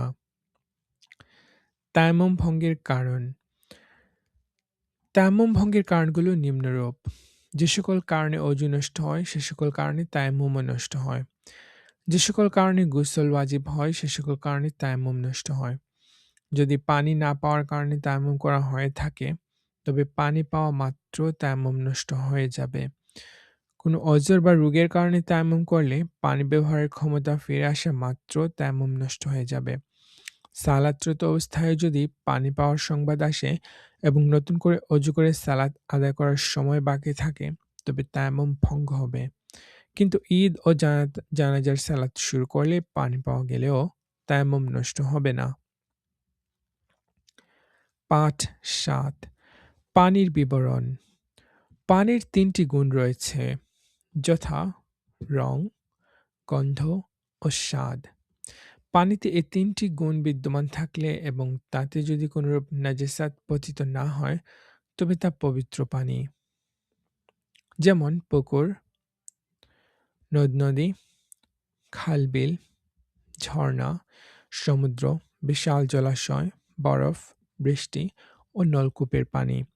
এ সকল পানিকে দুভাগে ভাগ করা হয়, যথা প্রবাহমান পানি, আবদ্ধ পানি। প্রবাহিত পানি, যে পানি আবদ্ধ বা এক স্থানে স্থির থাকে না বরং চলাচল করে, তাকে প্রবাহমান পানি বলা হয়। যেমন নদ-নদী, খাল ও ঝর্ণার পানি। আবদ্ধ পানি, যে পানি এক স্থানে আবদ্ধ অবস্থায় থাকে, তাকে আবদ্ধ পানি বলা হয়। যেমন পুকুর ও কূপের পানি। এ জাতীয় পানির পরিমাণ যদি কম হয় এবং তাতে নাজাসাত পড়ে, তবে তা অপবিত্র হয়। এর দ্বারা অজু ও গোসল শুদ্ধ হয় না।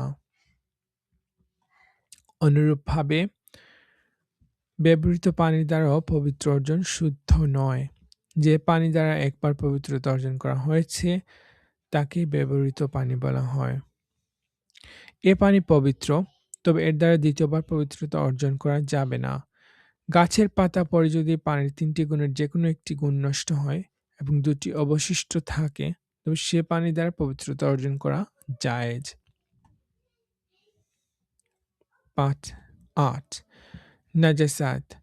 নাজাসাতের পরিচয়। আন-নাজাসা বা নাজাসাত শব্দটি আরবি। এর অর্থ অপবিত্রতা, মলিনতা, নোংরা, ময়লা, আবর্জনা ইত্যাদি। এটি তাহারাতের বিপরীত। শরীয়তের পরিভাষায় যে সকল বস্তু দ্বারা শরীর, কাপড়-চোপড় অথবা অন্য কোনো পবিত্র জিনিস অপবিত্র হয়ে যায়, তাকে নাজাসাত বলে। যেমন মলমূত্র, রক্ত, পুঁজ ইত্যাদি। নাজাসাতের প্রকার। নাজাসাত প্রধানত ২ প্রকার, যথা প্রকৃত নাপাকি, বিধানগত নাপাকি। প্রকৃত নাপাকি, যে নাপাকি সাধারণত প্রকাশ্যভাবে দেখা যায়, তাকে প্রকৃত নাপাকি বলে। যেমন প্রস্রাব, পায়খানা, রক্ত ইত্যাদি। বিধানগত নাপাকি, যে নাপাকি প্রকাশ্যে দেখা যায় না কিন্তু শরীয়ত সেটাকে নাপাক হিসেবে সিদ্ধান্ত দিয়েছে, তাকে বিধানগত নাপাকি বলে। যেমন অযুবিহীন অবস্থায় যেসব নাজাসাতের কারণে অযু নষ্ট হয়, সেসব ক্ষেত্রে অযু করতে হবে।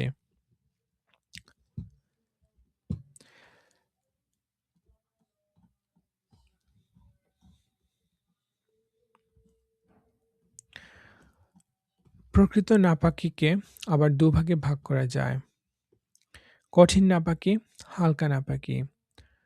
কঠিন নাপাকি, যেসব নাপাকির অপবিত্র হওয়ার ব্যাপারে কোনো সন্দেহ নেই, মানুষ স্বভাবতই এগুলোকে অপবিত্র বা নাপাক হিসেবে জানে, তাকে কঠিন নাপাকি বলে।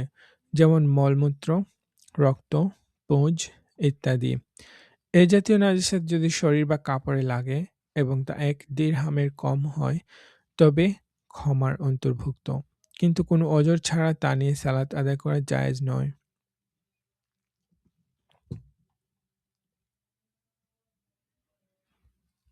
হালকা নাপাকি,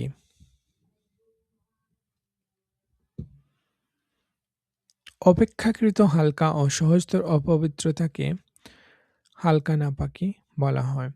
যেমন হালাল পশুর প্রস্রাব, হারাম পাখির বিষ্ঠা। এ জাতীয় নাজাসাত শরীরের কোনো অঙ্গে বা কাপড়ের ১/৪ লাগলে তা ধৌত করা ছাড়া সালাত ও অন্যান্য ইবাদত আদায় হবে না। তবে ১/৪ কম অংশে লাগলে এবং বিকল্প কোনো ব্যবস্থা না থাকলে তা নিয়ে সালাত ও অন্যান্য ইবাদত পালন করা যাবে। ৫.৯ প্রস্রাব ও পায়খানা করার নিয়ম। ইসলাম একটি পূর্ণাঙ্গ জীবন ব্যবস্থা। মানব জীবনের ক্ষুদ্রাতি ক্ষুদ্র বিষয়ের দিক নির্দেশনাও ইসলামে রয়েছে। ইসলাম পবিত্রতা ও পরিচ্ছন্নতা অর্জনের সার্বিক নীতি পদ্ধতি ও আদব বর্ণনা করে দিয়েছে। প্রস্রাব ও পায়খানা করার মসনু নিয়ম হল: কিবলামুখী বা কিবলার বিপরীতমুখী হয়ে না বসা, ঘরের মধ্যে হোক আর খোলা মাঠে হোক, এ নিয়ম মানতে হবে। চন্দ্র সূর্যের দিকে সরাসরি মুখ করে না বসা, চন্দ্র ও সূর্যের দিকে মুখ করে প্রস্রাব পায়খানায় বসা মাকরুহ। তবে কোনো আড়াল বা ঘরের মধ্যে হলে সমস্যা নেই। প্রথমে বাম পা দিয়ে প্রস্রাব পায়খানায় প্রবেশ করা এবং প্রবেশের পূর্বে নিম্নের দোয়া পড়া। আল্লাহুম্মা ইন্নী আউযু বিকা মিনাল খুবুসি ওয়াল খাবাইস। অর্থ, হে আল্লাহ, অপবিত্র শয়তানের অনিষ্ট হতে আমি তোমার কাছে আশ্রয় প্রার্থনা করছি।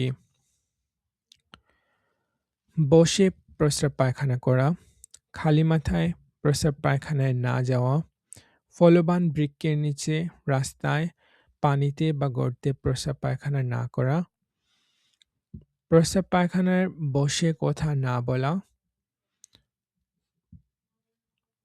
প্রস্রাব পায়খানায় বসে কথা না বলা এবং এমনভাবে প্রস্রাব পায়খানা করা যাতে নাপাকের ক্ষুদ্রাংশ শরীরে লাগার সম্ভাবনা না থাকে। প্রস্রাব পায়খানা শেষে ঢিলা ব্যবহার করা এবং পরে পানি দিয়ে উত্তমভাবে ধৌত করা। বের হওয়ার সময় প্রথমে ডান পা দিয়ে বের হওয়া এবং বের হওয়ার পর নিম্নের দোয়া পাঠ করা। غفرانك الحمد لله الذي أذهب عني الأذى وعافاني। হে আল্লাহ, আমি তোমার নিকট ক্ষমা প্রার্থনা করছি। সকল প্রশংসা আল্লাহর, যিনি আমার থেকে কষ্ট দূর করেছেন এবং আমাকে নিরাপদ করেছেন। চতুর্থ অধ্যায়, ইবাদত।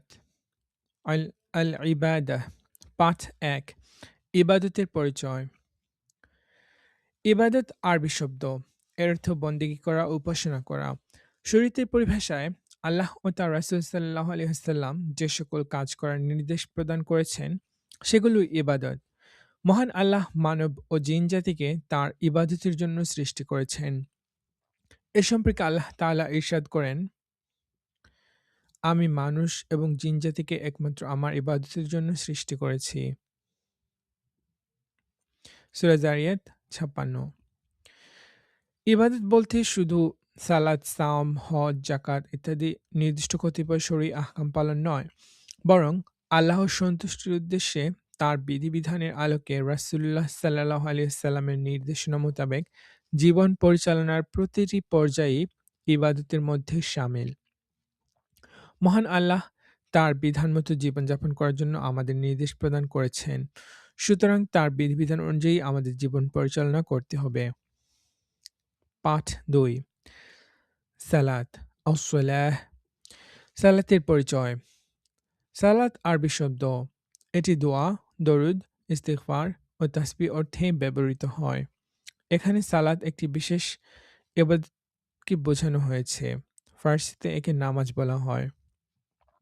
শরীয়তের পরিভাষায় সালাত বলতে নিয়ত সম্বলিত নির্দিষ্ট নিয়মের ভিত্তিতে এমন একটি নির্দিষ্ট ইবাদতকে বোঝানো হয় যা তাকবীরের মাধ্যমে শুরু হয় এবং সালামের মাধ্যমে শেষ হয়। সালাতের গুরুত্ব ও ফজিলত। ইসলামের ৫টি মূল বিষয়ের মধ্যে সালাত দ্বিতীয়। এটি সর্বশ্রেষ্ঠ ইবাদত। আল্লাহ তাআলা ও তার রাসূল সাল্লাল্লাহু আলাইহি ওয়াসাল্লামের উপর ঈমান আনার পরই একজন মুসলমানের প্রধান কর্তব্য হলো সালাত আদায় করা। সালাত আদায় করা ফরজে আইন, যা বর্জন করার কোনো সুযোগ নেই। সালাত আদায় না করা কবিরা গুনাহ, অস্বীকার করা কুফরি। সালাতের অনেক ফজিলত রয়েছে। সালাত অশ্লীল ও মন্দ কাজ থেকে বিরত রাখে। কোরআন মাজিদে আল্লাহ বলেছেন, ইন্না সলাতা তানহা আনিল ফাহশাই ওয়াল মুনকার। নিশ্চয় সালাত অশ্লীল ও মন্দ কাজ থেকে বিরত রাখে। আনকাবুত ৪৫। রাসূলুল্লাহ সাল্লাল্লাহু আলাইহি ওয়াসাল্লাম বলেছেন, সালাত বেহেশতের চাবি। সালাত আদায় করলে শরীর ভালো থাকে, মন পবিত্র হয় এবং অলসতা ও বিষণ্ণতা দূর হয়। সর্বোপরি আল্লাহ রাব্বুল আলামিন খুশি হন, ফলে জান্নাতের পথ সুগম হয়। পাঠ ৩ সালাতের ফরজ ও ওয়াজিব। সালাতের ফরজ। সালাতের ফরজ মোট ১৩টি। এগুলোকে দুভাগে ভাগ করা হয়েছে, যথা আহকাম ও আরকান। সালাত আরম্ভ করার আগে যে ফরজগুলো রয়েছে সেগুলোকে আহকাম বলা হয়। আহকাম মোট ৭টি, যথা শরীর পবিত্র হওয়া, পোশাক পবিত্র হওয়া, সালাত আদায়ের স্থান পবিত্র হওয়া, সতর ঢাকা, কিবলামুখী হওয়া, সালাতের ওয়াক্ত হওয়া, নিয়ত করা। সালাতের ভিতরে যে ফরজ কাজগুলো রয়েছে সেগুলোকে আরকান বলা হয়।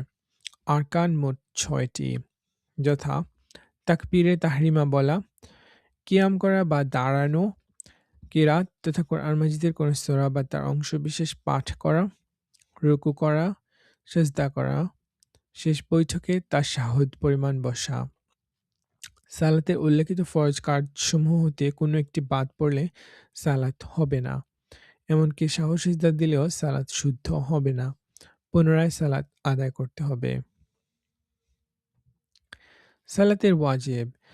সালাতের মধ্যে কিছু ওয়াজিব কাজ রয়েছে। তন্মধ্যে প্রধান ১৪টি।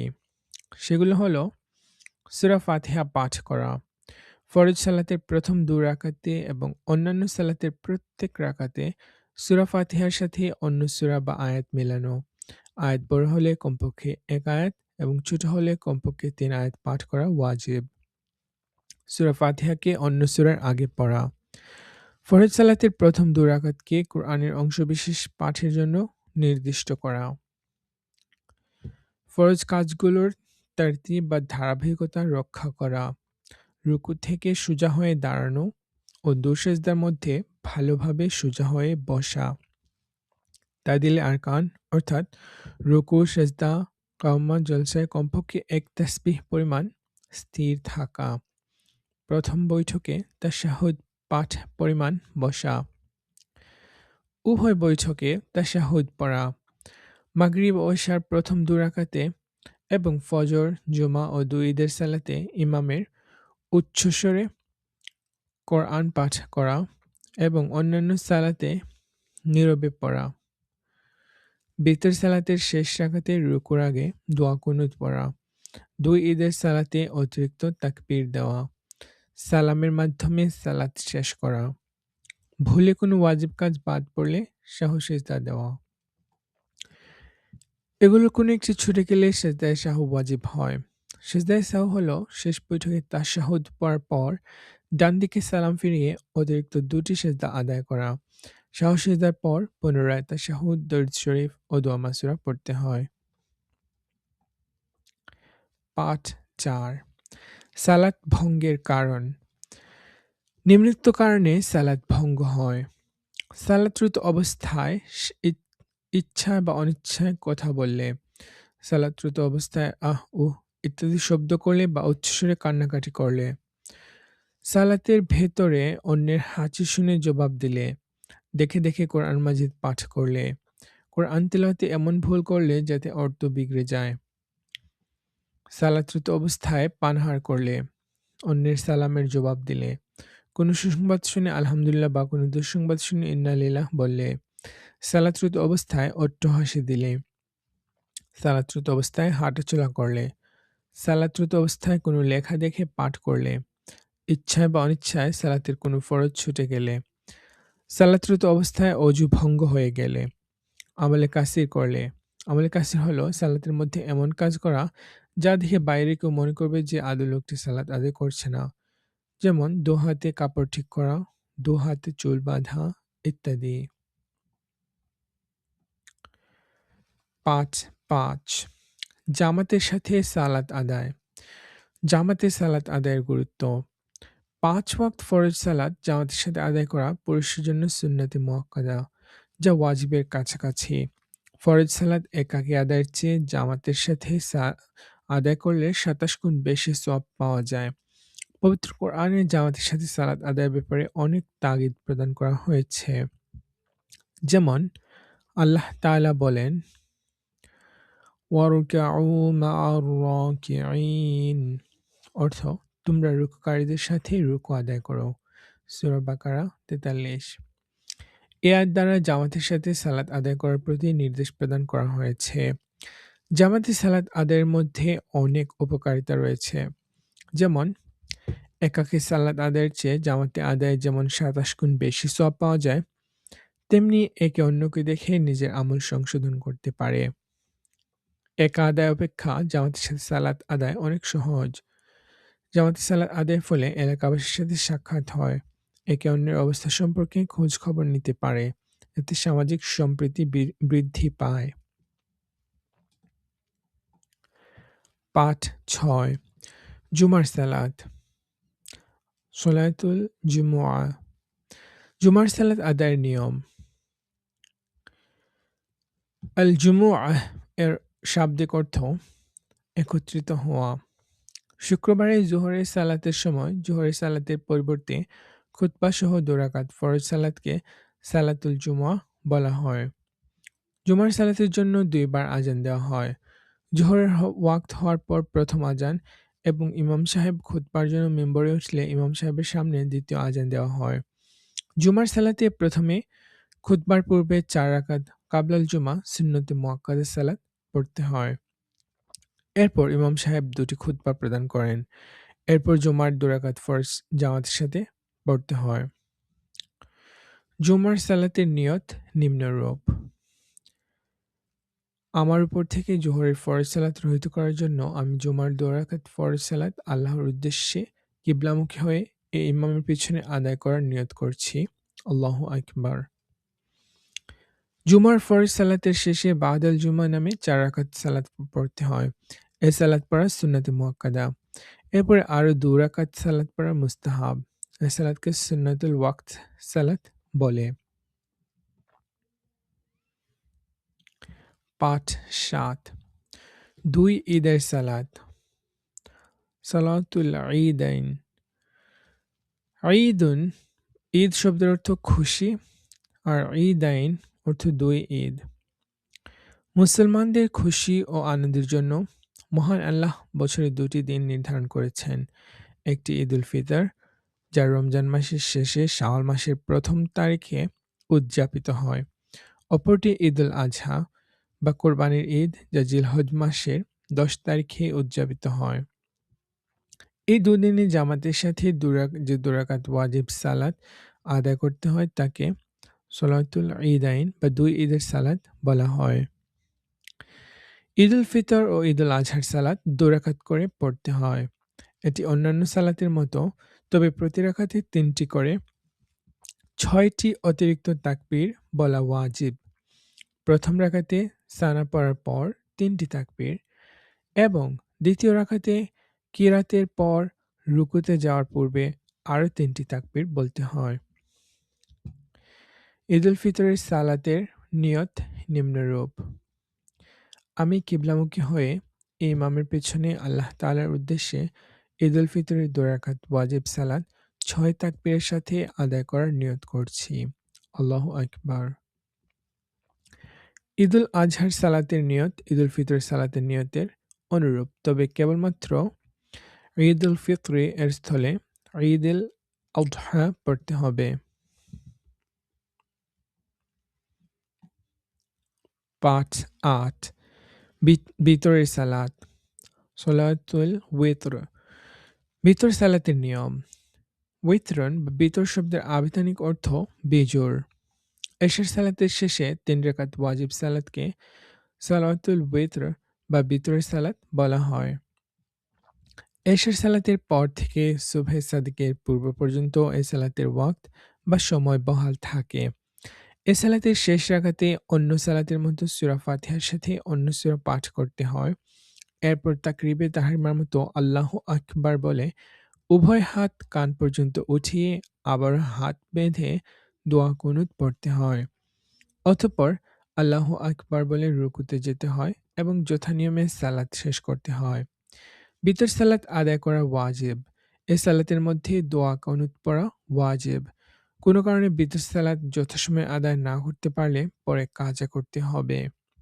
রমজান মাসে এ সালাত জামাতের সাথে আদায় করা সুন্নাত। দোয়া কুনুত اللهم إنا نستعينك ونستغفرك ونؤمن بك ونتوكل عليك ونثني عليك الخير ونشكرك ولا نكفرك ونخلع ونترك من يفجرك اللهم إياك نعبد ولك نصلي ونسجد وإليك نسعى ونحفظ ونرجو رحمتك ونخشى عذابك إن عذابك بالكفر ملحق. পাঠ ৯ তারাবির সালাত সালাতুত তারাবিহ তারাবিহ শব্দটি তারবিহাতুন এর বহুবচন। তারবিহাতুন অর্থ বিশ্রাম গ্রহণ। রমজান মাসে এশার সালাতের পর ও বিতর সালাতের পূর্বে ২০ রাকাত সুন্নাত সালাত পড়তে হয়। একে সালাতুত তারাবিহ বা তারাবির সালাত বলা হয়। তারাবির সালাত ২ রাকাত করে ১০ সালামের সাথে ২০ রাকাত আদায় করতে হয়। প্রতি রমজানে উক্ত সালাতে একবার কোরআন মাজিদ খতম করা উত্তম। প্রত্যেক ৪ রাকাত আদায় করার পর কিছু সময় বসে বিশ্রাম করাকে তার তারবিহ বলা হয়। বিশ্রামের সময় নিম্নের দোয়া পাঠ করা মুস্তাহাব। তারাবি সালাত শেষে নিম্নের দোয়া পাঠ করা হয়।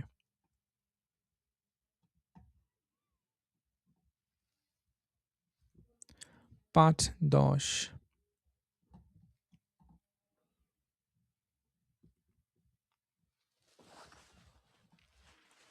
জানাজার সালাত জানাজা আরবি শব্দ। এর অর্থ বিশেষ সালাত। মৃত ব্যক্তিকে দাফন করার পূর্বে তাকে সামনে রেখে তার মাগফিরাতের জন্য তার তাকবীরের সাথে যে সালাত পড়া হয় তাকে সালাতুল জানাজা বলে। এ সালাত ফরজে কিফায়া। এ সালাত খোলা মাঠে মৃতদেহ সামনে রেখে কাতার বেঁধে আদায় করতে হয়। জানাজার সালাতে ৩ কাতার হওয়া সুন্নাত। যদি এর বেশি কাতার হয় তবে খেয়াল রাখতে হবে যেন তা বিজোড় সংখ্যক হয়। ইমাম সাহেব মৃতদেহের সিনা বরাবর কিবলামুখী হয়ে দাঁড়াবেন। ইমাম সাহেবের পিছনে মুক্তাদিগণ দাঁড়াবেন। ৪ তাকবীরের সাথে এ সালাত পড়তে হয়। তবে তাকবীরে তাহরিমা ব্যতীত অন্য কোনো তাকবীরে হাত উঠাতে হয় না। এ সালাতে কোনো ইকামত, রুকু, সেজদা ও বৈঠক নেই। এ সালাতের নিয়ত নিম্নরূপ: আমি জানাজার ফরজে কিফায়া সালাত ৪ তাকবীরের সাথে কিবলামুখী হয়ে এ ইমামের পেছনে আল্লাহর প্রশংসা, নবী করীম সাল্লাল্লাহু আলাইহি ওয়াসাল্লামের প্রতি দরুদ এবং এ মৃত ব্যক্তির জন্য দোয়ার উদ্দেশ্যে আদায় করছি। আল্লাহু আকবার। মৃত ব্যক্তি মহিলা হলে লিহাযা এর স্থলে লিহাযিহি বলতে হবে। এরপর তাকবীরে তাহরিমা বলে হাত বেঁধে সানা পাঠ করার পর দ্বিতীয় তাকবীর বলতে হয়। তারপর দরুদ শরীফ পাঠ করে তৃতীয় তাকবীর এবং মৃতের জন্য দোয়া পড়া শেষে চতুর্থ তাকবীর বলে ডানে ও বামে সালাম ফিরিয়ে সালাত শেষ করতে হয়। আরবি নিয়ত জানা না থাকলে বাংলা নিয়ত করলেও হবে। পাঠ ১১ সাওম সাওম এর পরিচয় ও গুরুত্ব। সাওম আরবি শব্দ। সাওম বা সিয়াম অর্থ বিরত থাকা। ফার্সি ভাষায় একে রোজা বলা হয়। শরীয়তের পরিভাষায় সাওমের নিয়তে সুবহে সাদিক থেকে সূর্যাস্ত পর্যন্ত পানাহার ও যাবতীয় নিষিদ্ধ কাজ থেকে বিরত থাকাকে সাওম বলে। সাওম ইসলামের ৫টি স্তম্ভের মধ্যে একটি। ইসলামে সাওমের গুরুত্ব অপরিসীম। প্রাপ্তবয়স্ক ও সুস্থ সকল মুসলমানের উপর রমজান মাসের সাওম রাখা ফরজ। সাওম সম্পর্কে আল্লাহ তাআলা বলেন, হে বিশ্বাসীগণ, তোমাদের উপর সাওম ফরজ করা হয়েছে, যেমন ফরজ করা হয়েছিল তোমাদের পূর্ববর্তীদের উপর, যাতে তোমরা তাকওয়া অর্জন করতে পারো।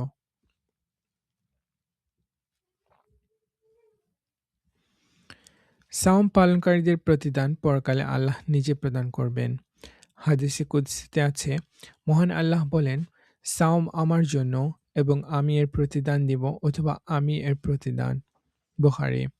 সাওম আমাদেরকে মন্দ কাজ ও কথা থেকে বিরত থাকতে সাহায্য করে এবং আচরণে সংযমী হওয়ার শিক্ষা দেয়। প্রিয় নবী সাল্লাল্লাহু আলাইহি সাল্লাম বলেন, সাওম ঢাল স্বরূপ। সাওম ভঙ্গের কারণ: ইচ্ছাকৃত কোনো কিছু পানাহার করলে বা কেউ জোরপূর্বক কোনো কিছু খাওয়ালে, ধোঁয়া, ধূপ ইত্যাদি কোনো কিছু নাক বা মুখ দিয়ে ভিতরে প্রবেশ করলে, ধূমপান বা হুক্কা পান করলে, ছোলা পরিমাণ কোনো কিছু দাঁতের ফাঁক থেকে বের করে গিলে ফেললে, ইচ্ছাকৃতভাবে মুখ ভরে বমি করলে, কোনো অখাদ্য বস্তু গেলে ফেললে যেমন পাথর, লোহার টুকরা ইত্যাদি, ইচ্ছাকৃতভাবে ওষুধ সেবন করলে, রাত বাকি আছে ভেবে নির্দিষ্ট সময়ের পর সাহরি খেলে, কুলি করার সময় হঠাৎ করে পেটের ভিতর পানি প্রবেশ করলে, নিদ্রিত অবস্থায় কোনো বস্তু খেয়ে ফেললে, বৃষ্টির পানি মুখে পড়ার পর তা পান করলে, ভুলক্রমে পানাহার করে সাম নষ্ট হয়েছে মনে করে আবার পানাহার করলে। ৫-১২ সাহরি ও ইফতার। সাহরি সাওম পালনের উদ্দেশ্যে শেষ রাতে সুবহে সাদিকের পূর্বে কোনো কিছু খাওয়া সুন্নাত। একে সাহরি বলে। সুবহে সাদিকের পর কোনো কিছু পানাহার করলে সাওম হবে না। ইচ্ছাকৃতভাবে সাহরি না খাওয়া ঠিক নয়, কেননা তা সুন্নতের খেলাফ। প্রিয় নবী সাল্লাল্লাহু আলাইহি সাল্লাম বলেছেন, তোমরা সাহরি খাও, এতে অনেক বরকত রয়েছে। ইফতার। ইফতার অর্থ ভেঙে ফেলা, ছেড়ে দেওয়া। পরিভাষায় সূর্যাস্তের পর কোনো কিছু পানাহার করে সাওম ভঙ্গ করাকে ইফতার বলে। সূর্য অস্ত যাওয়ার সাথে সাথে সাওমের সময় শেষ হয়। এ সময়ের আগে পানাহার করলে সাওম ভঙ্গ হয়ে যাবে। সাওম পালনকারীর জন্য ইফতার খুবই খুশির কাজ। রাসূল সাল্লাল্লাহু আলাইহি সাল্লাম বলেছেন, সাওম পালনকারীর জন্য দুটি আনন্দ রয়েছে, একটি ইফতারের সময়, অপরটি আখিরাতে আল্লাহ তাআলার সাক্ষাৎ লাভের সময়। বুখারী ও মুসলিম। নিজে ইফতার করা ও অপরকে ইফতার করানো অত্যন্ত সওয়াবের কাজ। মহানবী সাল্লাল্লাহু আলাইহি ওয়াসাল্লাম বলেছেন, যে ব্যক্তি অপর সাওম পালনকারীকে ইফতার করায় সে সাওম পালনকারীর সমপরিমাণ সওয়াব পায়। নেসাই। পাঠ ১৩ সদকাতুল ফিতর ও ইতিকাফ। সদকা শব্দের অর্থ দান করা, আর ফিতর শব্দের অর্থ ভেঙে ফেলা, খুলে ফেলা। রমজান শেষে ঈদ উল ফিতরের দিন ঈদের সালাতের পূর্বে শরীয়ত নির্ধারিত যে খাদ্যবস্তু বা এর সমপরিমাণ মূল্য গরিব মিসকিনদের প্রদান করা হয় তাকে সদকাতুল ফিতর বা ফিতরা বলা হয়। মৌলিক প্রয়োজনের অতিরিক্ত নিসাব পরিমাণ মালের মালিক প্রত্যেক মুসলিম নারী পুরুষের উপর সদকাতুল ফিতর ওয়াজিব। নবী করিম সাল্লাল্লাহু আলাইহি সাল্লাম সাওমের ত্রুটি বিচ্যুতির কাফারা ও ঈদের দিন মিসকিনদের খাবার ব্যবস্থা স্বরূপ সদকাতুল ফিতর ওয়াজিব করেছেন। সদকাতুল ফিতর আদায়ের মাধ্যমে সাওম পরিশুদ্ধ হয়, ধনী দরিদ্রের মধ্যকার সম্পর্ক গভীর হয় এবং সামাজিক সম্প্রীতি বৃদ্ধি পায়। ইতিকাফ। ইতিকাফ শব্দটি আরবি। এর অর্থ অবস্থান করা, কোনো বস্তুর উপর স্থায়ীভাবে থাকা। শরীয়তের পরিভাষায় একমাত্র আল্লাহ তাআলার সন্তুষ্টি ও নৈকট্য লাভের আশায় মসজিদে অবস্থান করাকে ইতিকাফ বলে। মহিলাদের জন্য ইতিকাফ হলো নিয়তসহ ঘরের ভিতর নির্দিষ্ট কোনো স্থানে অবস্থান করা। আল্লাহর সন্তুষ্টি অর্জনের লক্ষ্যে দুনিয়ার সকল কার্যক্রম থেকে নিজেকে মুক্ত রেখে সর্বতোভাবে আল্লাহর ইবাদতে নিজেকে নিয়োজিত করাই ইতিকাফের লক্ষ্য। হযরত ইবনে আব্বাস রাদিয়াল্লাহু আনহুমা থেকে বর্ণিত, রাসূলুল্লাহ সাল্লাল্লাহু আলাইহি ওয়াসাল্লাম ইরশাদ করেন, ইতিকাফকারী মূলত গুনাহ থেকে নিজেকে মুক্ত রাখে এবং তার জন্য সকল প্রকার নেক আমলকারীর নেকির সমপরিমাণ লেখা হতে থাকে। ইবনে মাজাহ। পাঠ ১৪ যাকাত। যাকাতের পরিচয়। যাকাত শব্দটি আরবি। এর অর্থ পবিত্রতা, বৃদ্ধি পাওয়া। শরীয়তের পরিভাষায় নিসাব পরিমাণ সম্পদের মালিক কর্তৃক বছরান্তে তার সম্পদের 40 ভাগের 1 ভাগ, শতকরা 2.5 ভাগ জাকাতের হকদার ব্যক্তিকে প্রদান করাকে জাকাত বলে। জাকাতের গুরুত্ব। জাকাত ইসলাম ধর্মের অন্যতম একটি স্তম্ভ। শর্ত সাপেক্ষে নিসাব পরিমাণ মালের মালিক প্রত্যেক মুসলিম নরনারীর উপর জাকাত দেওয়া ফরজ। জাকাতকে ইসলামী অর্থনীতির মেরুদণ্ড বলা হয়। জাকাত আদায়ের ফলে ধনী দরিদ্রের মধ্যে আর্থিক বৈষম্য লাঘব হয়। দারিদ্র্য বিমোচন এবং আর্থসামাজিক উন্নয়নে জাকাতের ভূমিকা অপরিসীম। কোরআন মাজিদে আল্লাহ তাআলা বলেন, তাদের সম্পদ থেকে জাকাত সংগ্রহ করো। সূরা তাওবা 103। ইসলামে সালাত যেমন ফরজ, জাকাতও তেমন ফরজ। জাকাত এবং সালাতের মধ্যে পার্থক্য করার কোনো অবকাশ নেই। জাকাত কখন ফরজ হয়? কোনো ব্যক্তির মধ্যে নিম্ন শর্তগুলো পাওয়া গেলে তার উপর জাকাত ফরজ: স্বাধীন ও মুসলিম হওয়া, সাবালক ও জ্ঞানবান হওয়া, নিসাব পরিমাণ সম্পদের মালিক হওয়া, সম্পদের উপর পূর্ণ মালিকানা থাকা, সম্পদ পূর্ণ 1 বছর মালিকানায় থাকা। নিসাব। নিসাব শব্দের অর্থ অংশ বা পরিমাণ। পরিভাষায় নির্দিষ্ট সময় পর্যন্ত যে পরিমাণ সম্পদ মালিকানায় থাকলে জাকাত ফরজ হয় তাকে জাকাতের নিসাব বলে। যিনি নিসাব পরিমাণ সম্পদের মালিক তাকে সাহিবে নিসাব বলা হয়। জাকাতের নিসাব হল স্বর্ণ 7.5 তোলা, রৌপ্য 52.5 তোলা। নগদ অর্থের ক্ষেত্রে বাংলাদেশের প্রেক্ষাপটে কারো কাছে যদি 52.5 তোলা রৌপ্যের মূল্যের সমপরিমাণ নগদ অর্থ পূর্ণ 1 বছর জমা থাকে, তাহলে তিনি নিসাব পরিমাণ সম্পদের মালিক হিসেবে বিবেচিত হবেন। তার জন্য সম্পদের 40 ভাগের 1 ভাগ অর্থাৎ শতকরা 2.5 ভাগ জাকাত আদায় করা ফরজ। জাকাত ব্যয়ের খাতসমূহ। জাকাত প্রদানের খাত মোট 8টি। খাতগুলো হলো ফকির, মিসকিন, আমিল তথা জাকাত আদায়ে নিযুক্ত সরকারি কর্মচারী, নৌ মুসলিম, মালিকের সাথে নির্দিষ্ট পরিমাণ অর্থের বিনিময়ে মুক্তি লাভের জন্য চুক্তিবদ্ধ দাস, ঋণগ্রস্ত ব্যক্তি, আল্লাহর রাস্তায় এবং সম্বলহীন মুসাফির। 5.15 হজ। আল হাজ্জু শব্দের অর্থ ইচ্ছা ও সংকল্প করা। পরিভাষায় আল্লাহর সন্তুষ্টি ও নৈকট্য লাভের উদ্দেশ্যে জিলহজ মাসের নির্ধারিত দিনসমূহে নির্ধারিত পদ্ধতিতে কাবা জিয়ারত ও অন্যান্য বিশেষ কার্যাদি সম্পাদন করাকে হজ বলে। হজ একটি ফরজ ইবাদত, তা অস্বীকার করা কুফরি। হজের অনেক ফজিলত রয়েছে। প্রিয় নবী সাল্লাল্লাহু আলাইহি ওয়াসাল্লাম ইরশাদ করেন, মাকবুল হজের প্রতিদান জান্নাত ছাড়া কিছুই নয়। বুখারী ও মুসলিম। হজের তাৎপর্য।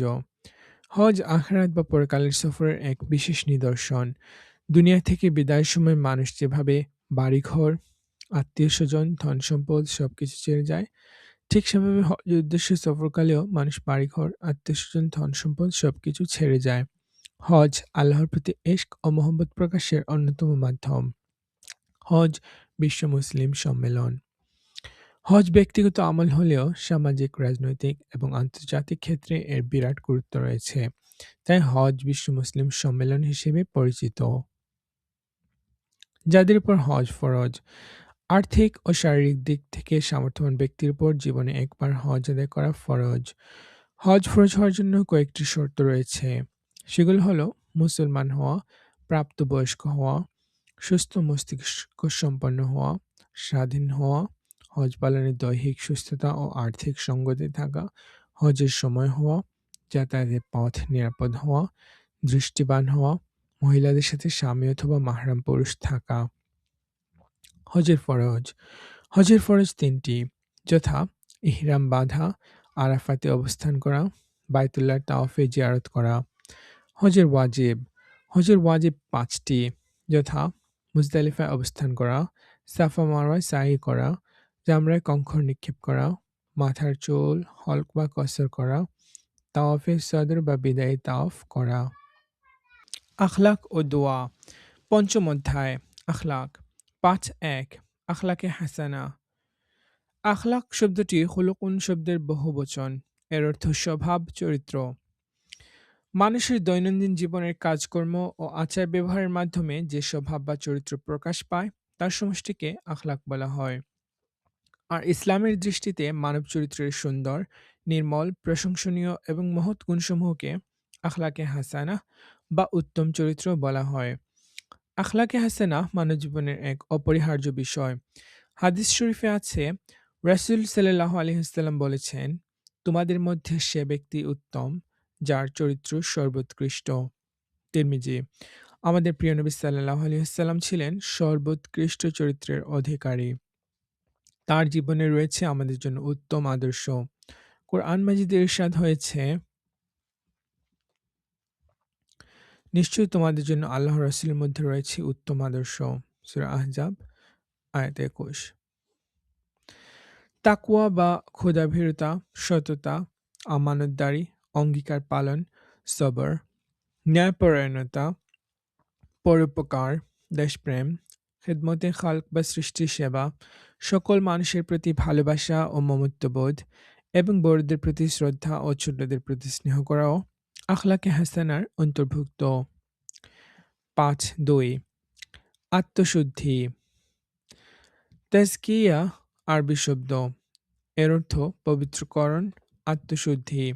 তাজকিয়া হলো কোরআন ও সুন্নাহর আলোকে অন্তর পরিশুদ্ধ করা। যে বিদ্যা বা জ্ঞান অর্জনের মাধ্যমে মানুষের অন্তর পূত পবিত্র হয় এবং আল্লাহ ও তার রাসূল সাল্লাল্লাহু আলাইহি ওয়াসাল্লামের সন্তুষ্টি ও নৈকট্য লাভ করা যায়, তাকে ইলমুত তাজকিয়া বলা হয়। এই ধারণাটি ইলমে তাসাউফের সহায়ক ও পরিপূরক। প্রত্যেক মুসলমানের জন্য তাজকিয়া বা আত্মশুদ্ধি অপরিহার্য বিষয়। আত্মশুদ্ধি ছাড়া সফলতা লাভ করা যায় না। আল্লাহ তাআলা কোরআন মাজিদে ইরশাদ করেন, নিশ্চয় সে ব্যক্তি সফলকাম যে আত্মশুদ্ধি লাভ করে এবং তার প্রতিপালকের নাম স্মরণ করে ও সালাত কায়েম করে। তাজকিয়ার মূল উদ্দেশ্য হচ্ছে নিজের অন্তরকে অহংকার, রিয়া, লোভ লালসা, হিংসা ও কুধারণা সহ যাবতীয় পাপ কাজ থেকে মুক্ত করে সকল ইবাদতকে একমাত্র আল্লাহর উদ্দেশ্যে নিবেদিত করা, আল্লাহ ও তার রাসূল সাল্লাল্লাহু আলাইহি সাল্লামের ভালোবাসাকে হৃদয়ে সুদৃঢ় করা এবং আল্লাহ ও তার রাসূল সাল্লাল্লাহু আলাইহি সাল্লামের আনুগত্য তথা ইসলামী সকল বিধিবিধান যথাযথভাবে পালনে হৃদয়কে আগ্রহী করে তোলা এবং এক্ষেত্রে সচেষ্ট হওয়া। মানুষের শারীরিক রোগের চিকিৎসার জন্য যেমন ডাক্তারের প্রয়োজন, তেমনি আত্মিক রোগের চিকিৎসার মাধ্যমে তাজকিয়া তথা আত্মিক পরিশুদ্ধিতা লাভের জন্য কামিল মুর্শিদের প্রয়োজন। একজন কামিল মুর্শিদ আল্লাহ ও তার রাসূল সাল্লাল্লাহু আলাইহি সাল্লামের নির্দেশনা এবং আউলিয়ায়ে কিরামের তরিকা অনুযায়ী ইলমে তাসাউফ শিক্ষাদানের মাধ্যমে মানুষের অন্তর পরিশুদ্ধ করার জন্য তালিম তারবিয়ত প্রদান করে থাকেন। পাঠ ৩ মাতা-পিতার প্রতি দায়িত্ব ও কর্তব্য। মাতা-পিতা আমাদের সবচেয়ে আপনজন ও শ্রদ্ধার পাত্র। তারা আমাদের অত্যন্ত ভালোবাসেন। তারা আমাদের এ দুনিয়ায় আগমনের ওসিলা বা মাধ্যম। তারা অত্যন্ত কষ্ট করে আমাদের মানুষ করে গড়ে তোলেন। তাদের প্রতি আমাদের দায়িত্ব ও কর্তব্য অনেক। মহান আল্লাহ তার ইবাদতের পরই মাতা-পিতার প্রতি সদ্ব্যবহার করার তাগিদ প্রদান করে ইরশাদ করেন, আপনার প্রতিপালক নির্দেশ দিয়েছেন যে তোমরা কেবল তাঁরই ইবাদত করবে এবং মাতা-পিতার সাথে উত্তম আচরণ করবে। সূরা বনী ইসরাঈল আয়াত ২৩। রাসূলুল্লাহ সাল্লাল্লাহু আলাইহি ওয়াসাল্লাম বলেন, নিশ্চয় মায়ের পদতলে সন্তানের বেহেশত। মাতা-পিতার প্রতি আমাদের করণীয় হলো তাদের সাথে সদ্ব্যবহার করা, তাদের শ্রদ্ধা করা, তাদের আদেশ নিষেধ মেনে চলা, কাজকর্মে তাদেরকে সহযোগিতা করা, সেবা শুশ্রূষা করা, তাদের মনে কষ্ট আসে এমন কোনো কাজ না করা, সবসময় তাদের জন্য দোয়া করা, বিশেষ করে তাদের ইন্তেকালের পর তাদের জন্য নিয়মিত মাগফিরাতের দোয়া করা, তাদের কবর জিয়ারত করা ইত্যাদি। মাতা-পিতার সাথে দুর্ব্যবহার করা, তাদের সাথে সম্পর্ক ছিন্ন করা, তাদের মনে কষ্ট দেওয়া গর্হিত ও বড় গুনাহের কাজ।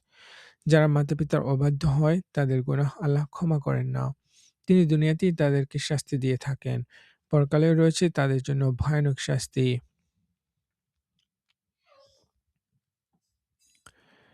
পাঠ ৪ রোগীর সেবা। রোগীর সেবা শুশ্রূষা করা সুন্নাত। রাসূল সাল্লাল্লাহু আলাইহি সাল্লাম নিজে রোগীর সেবা করতেন, তাদের দেখতে যেতেন, সাহাবায়ে কিরাম রাদিয়াল্লাহু আনহুমকে এ ব্যাপারে তাগিদ প্রদান করতেন। রোগীর যথাসাধ্য সেবা করা, তাদের দেখতে যাওয়া, তাদের খোঁজ খবর নেওয়া মহৎ কাজের অন্তর্ভুক্ত। রাসূল সাল্লাল্লাহু আলাইহি সাল্লাম বলেন, তোমরা রোগীর সেবা করো। আদাবুল মুফরাদ। হাদিস শরীফে আছে, একজন মুসলমানের উপর অন্য মুসলমানের ৬টি হক রয়েছে। এর অন্যতম হলো কোনো মুসলমান রোগাক্রান্ত হলে তার সেবা করা। একজন মানুষ সর্বোপরি একজন মুসলমান হিসেবে রোগীর সেবা যত্নে আমাদের এগিয়ে যেতে হবে। তাদের সান্ত্বনা প্রদান ও তাদের মুখে হাসি ফোটানোর চেষ্টা করতে হবে। ৫. বড়দের প্রতি সম্মান ও ছোটদের প্রতি স্নেহ। বড়দের প্রতি সম্মান ও ছোটদের প্রতি স্নেহ পরিবার ও সমাজে একটি গুরুত্বপূর্ণ বিষয়। বড়রা ছোটদের স্নেহ করবে, তাদের ভালোবাসবে এবং আদর্শ মানুষরূপে গড়ে তোলার চেষ্টা করবে। অন্যদিকে ছোটরা বড়দের শ্রদ্ধা করবে, সম্মান করবে, তাদেরকে সালাম দিবে, তাদের আদেশ নিষেধ মান্য করবে। এর ব্যতিক্রম হলে পরিবার ও সমাজ তথা গোটা রাষ্ট্রে অশান্তি ও বিশৃঙ্খলা সৃষ্টি হবে, সমাজ ও সভ্যতা ভেঙে যাবে। বড়দের প্রতি শ্রদ্ধা ও সম্মান এবং ছোটদের প্রতি স্নেহ মমতা প্রদর্শনের জন্য ইসলামের যথেষ্ট গুরুত্ব আরোপ করা হয়েছে। রাসূল আকরাম সাল্লাল্লাহু আলাইহি সাল্লাম বলেছেন, যে ব্যক্তি ছোটদের স্নেহ করে না আর বড়দের সম্মান করে না, সে আমাদের দলভুক্ত নয়। তিরমিজি। ৬. সহপাঠী ও মেহমানদের সাথে উত্তম ব্যবহার। সহপাঠীর সাথে উত্তম ব্যবহার। যাদের সাথে আমরা লেখাপড়া করি তারা আমাদের সহপাঠী। তারা আমাদের চলার সাথী, খেলার সাথী। সহপাঠীর সাথে উত্তম ও ভালো ব্যবহার করা আমাদের একান্ত কর্তব্য। সহপাঠীদের প্রতি আমাদের দায়িত্ব হলো তাদের বিপদে এগিয়ে আসা, শ্রেণীর পাঠ তৈরিতে সহযোগিতা করা, কেউ বিপদগামী হলে, দেশ ও দেশের মানুষের জন্য ক্ষতিকর কোনো কাজে লিপ্ত হলে কিংবা পড়াশোনায় অমনোযোগী হয়ে পড়লে তাকে বোঝানো এবং সুপথে ফিরিয়ে আনার চেষ্টা করা। সাথে যে ধর্মেরই হোক না কেন, তার ধর্মের প্রতি শ্রদ্ধা প্রদর্শন করা। তার মন খারাপ থাকলে তার প্রতি সহমর্মী ও সহানুভূতিশীল হওয়া। মেহমানদের সাথে উত্তম ব্যবহার। মেহমানদের সাথে উত্তম ব্যবহার করতে ইসলাম আমাদের নির্দেশ প্রদান করেছে। মেহমানদের সাথে আমাদের সৌজন্যমূলক আচরণ করতে হবে। তাদের থাকা খাওয়ার সুব্যবস্থা করতে হবে। আমাদের কথা ও কাজে তারা যাতে কোনো রকম কষ্ট না পায় সেদিকে লক্ষ্য রাখতে হবে। নিজের সুবিধা অসুবিধার চেয়ে মেহমানের সুবিধা অসুবিধাকে প্রাধান্য দিতে হবে। মেহমান অসন্তুষ্ট হলে আল্লাহ অসন্তুষ্ট হয়ে যান। হাদিস শরীফে এসেছে, যে ব্যক্তি আল্লাহ ও আখিরাতের প্রতি বিশ্বাস রাখে সে যেন তার মেহমানকে সম্মান করে। বুখারী। ৭. সালাম বিনিময়। সালাম প্রদান করা সুন্নাত ও এর জবাব দেওয়া ওয়াজিব। এক মুসলমানের অপর মুসলমানের সাথে দেখা হলে প্রথমে সালাম প্রদান করতে হবে।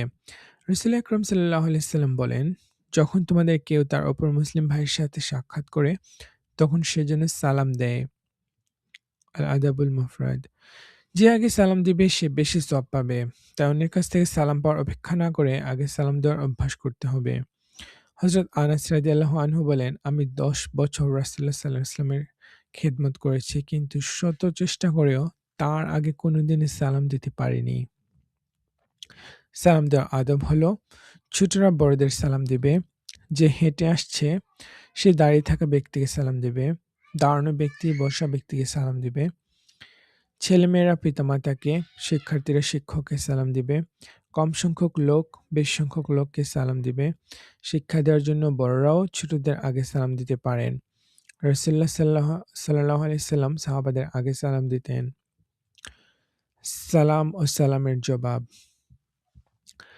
সালাম প্রদানকালে বলতে হবে, আসসালামু আলাইকুম, অর্থ আপনার উপর শান্তি বর্ষিত হোক।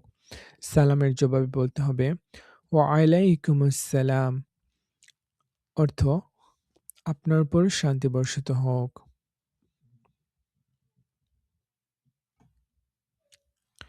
৮. মিথ্যা, চুগলখড়ি, গীবত ও হিংসা। মিথ্যা। মিথ্যা হলো সত্যের বিপরীত ও অবাস্তব বিষয়। যা সত্য নয় এমন কথা বলা, কাজ করা বা সাক্ষ্য দেওয়াকে মিথ্যা বলা হয়। মিথ্যা একটি ঘৃণ্য ও জঘন্যতম অপরাধ। মুনাফিকদের ৩ টি আলামতের মধ্যে একটি হলো মিথ্যা বলা। মিথ্যাবাদীকে কেউ পছন্দ করে না। মিথ্যাবাদী ব্যক্তি তার মিথ্যার কারণে সহজে অপমানিত হয়ে থাকে।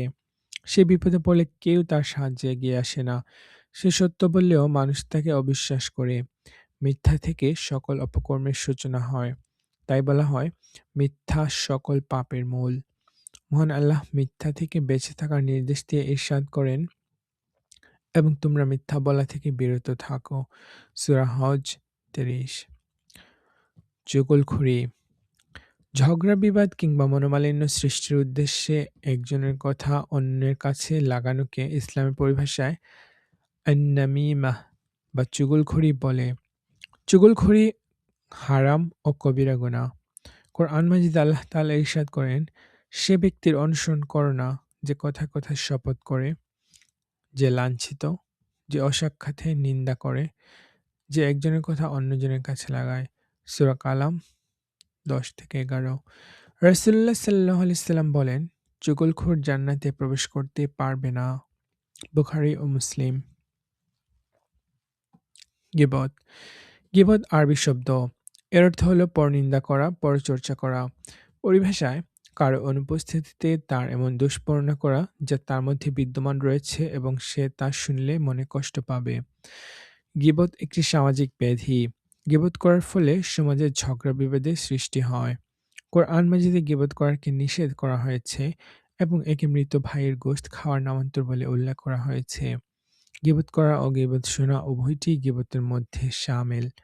আমাদের জন্য উচিত হলো আমরা কারো গীবত করব না, কারো গীবত শুনব না এবং গীবতকারীকে গীবত করতে বাধা প্রদান করব। হিংসা, হিংসা একটি নিকৃষ্ট স্বভাব। কার মধ্যে কোনো ভালো দেখে অসন্তুষ্ট হওয়া এবং তার বিনাশ কামনা করাকে হিংসা বলা হয়। হিংসা একটি মানসিক ব্যাধি। হিংসুক নিজেকে অন্যের চেয়ে প্রাধান্য দিয়ে থাকে। পৃথিবীর সর্বপ্রথম পাপ হিংসার ফলে সংঘটিত হয়েছিল। হিংসার বশবর্তী হয়ে হযরত আদম আলাইহিসসালামের পুত্র কাবিল তার সহোদর ভাই হাবিলকে হত্যা করেছিল। হিংসুক ব্যক্তি কখনো মনে শান্তি পায় না। কোনো কিছুতেই সে তৃপ্ত হয় না। হিংসা সকল পুণ্যকে বিনষ্ট করে ফেলে। রাসূল সাল্লাল্লাহু আলাইহি সাল্লাম ইরশাদ করেছেন, হিংসা নেকিসমূহকে এমনভাবে ভক্ষণ করে যেভাবে আগুন কাঠকে জ্বালিয়ে দেয়। ষষ্ঠ অধ্যায়, দোয়া মোনাজাত ৫.১। দোয়া মোনাজাতের পরিচয়। দোয়া শব্দের আভিধানিক অর্থ ডাকা, আহ্বান করা। মানুষ দুনিয়া ও আখিরাতের বিভিন্ন বিষয়ে আল্লাহর নিকট যে প্রার্থনা বা আবেদন জানায় তাই দোয়া। দোয়ার ক্ষেত্রে ব্যবহৃত আরেকটি শব্দ হলো মোনাজাত। এর আভিধানিক অর্থ অন্তরের কথা চুপিসারে বলা বা চুপে চুপে কথা বলা। আল্লাহর সাথে বান্দার সকল কথা, কথোপকথন, জিকির, প্রার্থনা ও দোয়াকেই মোনাজাত বলা হয়। দোয়া অন্যতম ইবাদত। হাদিস শরীফের ভাষায় দোয়া ইবাদতের সার। দোয়ার আদব হলো বিনীতভাবে কায়মনোবাক্যে আল্লাহর নিকট চাওয়া। এতে উদাসীন ও অমনোযোগী হওয়া উচিত নয়। রাসূলুল্লাহ সাল্লাল্লাহু আলাইহি সাল্লাম বলেছেন, উদাসীন ও অমনোযোগী ব্যক্তির দোয়া আল্লাহ কবুল করেন না। দোয়া সম্পর্কে আল্লাহ তাআলা ইরশাদ করেন, তোমরা আমার নিকট দোয়া করো, আমি তোমাদের দোয়া কবুল করব। সূরা মুমিন ৭।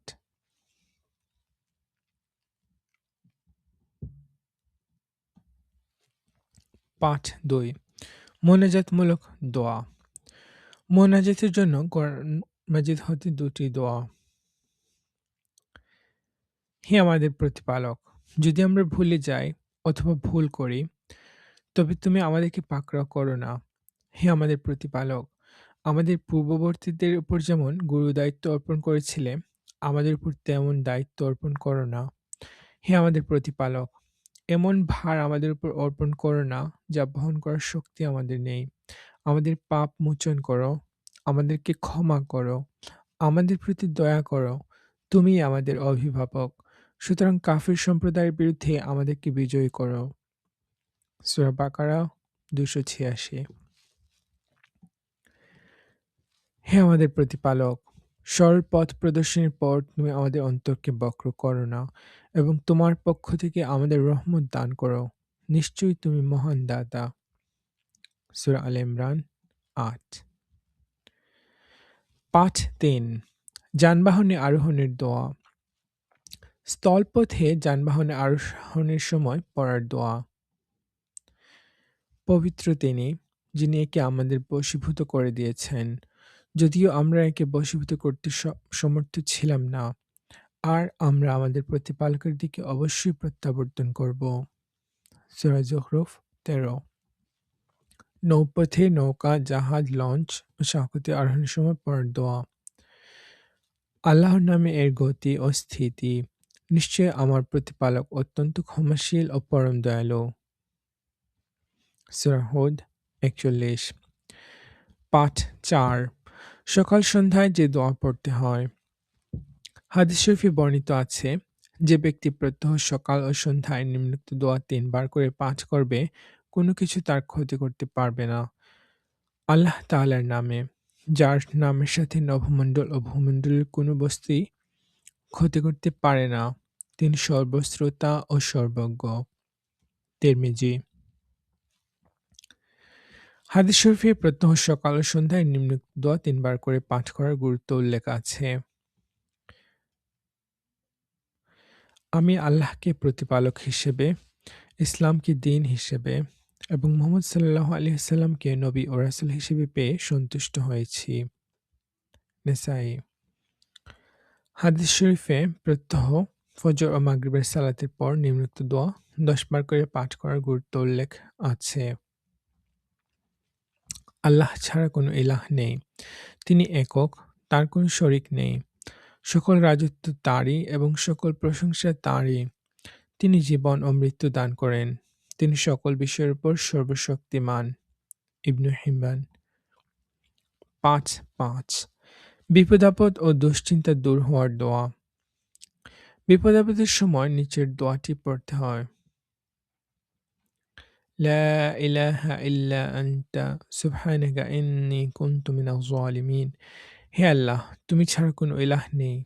তুমি পবিত্র, নিশ্চয় আমি জালিমদের অন্তর্ভুক্ত। সূরা আম্বিয়া ৮৭। পাঠ ৬ সাইয়্যিদুল ইস্তিগফার। সাইয়্যিদুল ইস্তিগফার হলো সকাল সন্ধ্যায় পড়ার সর্বোত্তম দোয়া। বুখারী শরীফে আছে যে, কোনো ব্যক্তি নিম্নলিখিত সাইয়্যিদুল ইস্তিগফার সন্ধ্যাবেলা পাঠ করলে সকাল হওয়ার পূর্বে যদি সে মারা যায়, তবে তার জন্য জান্নাত অবধারিত।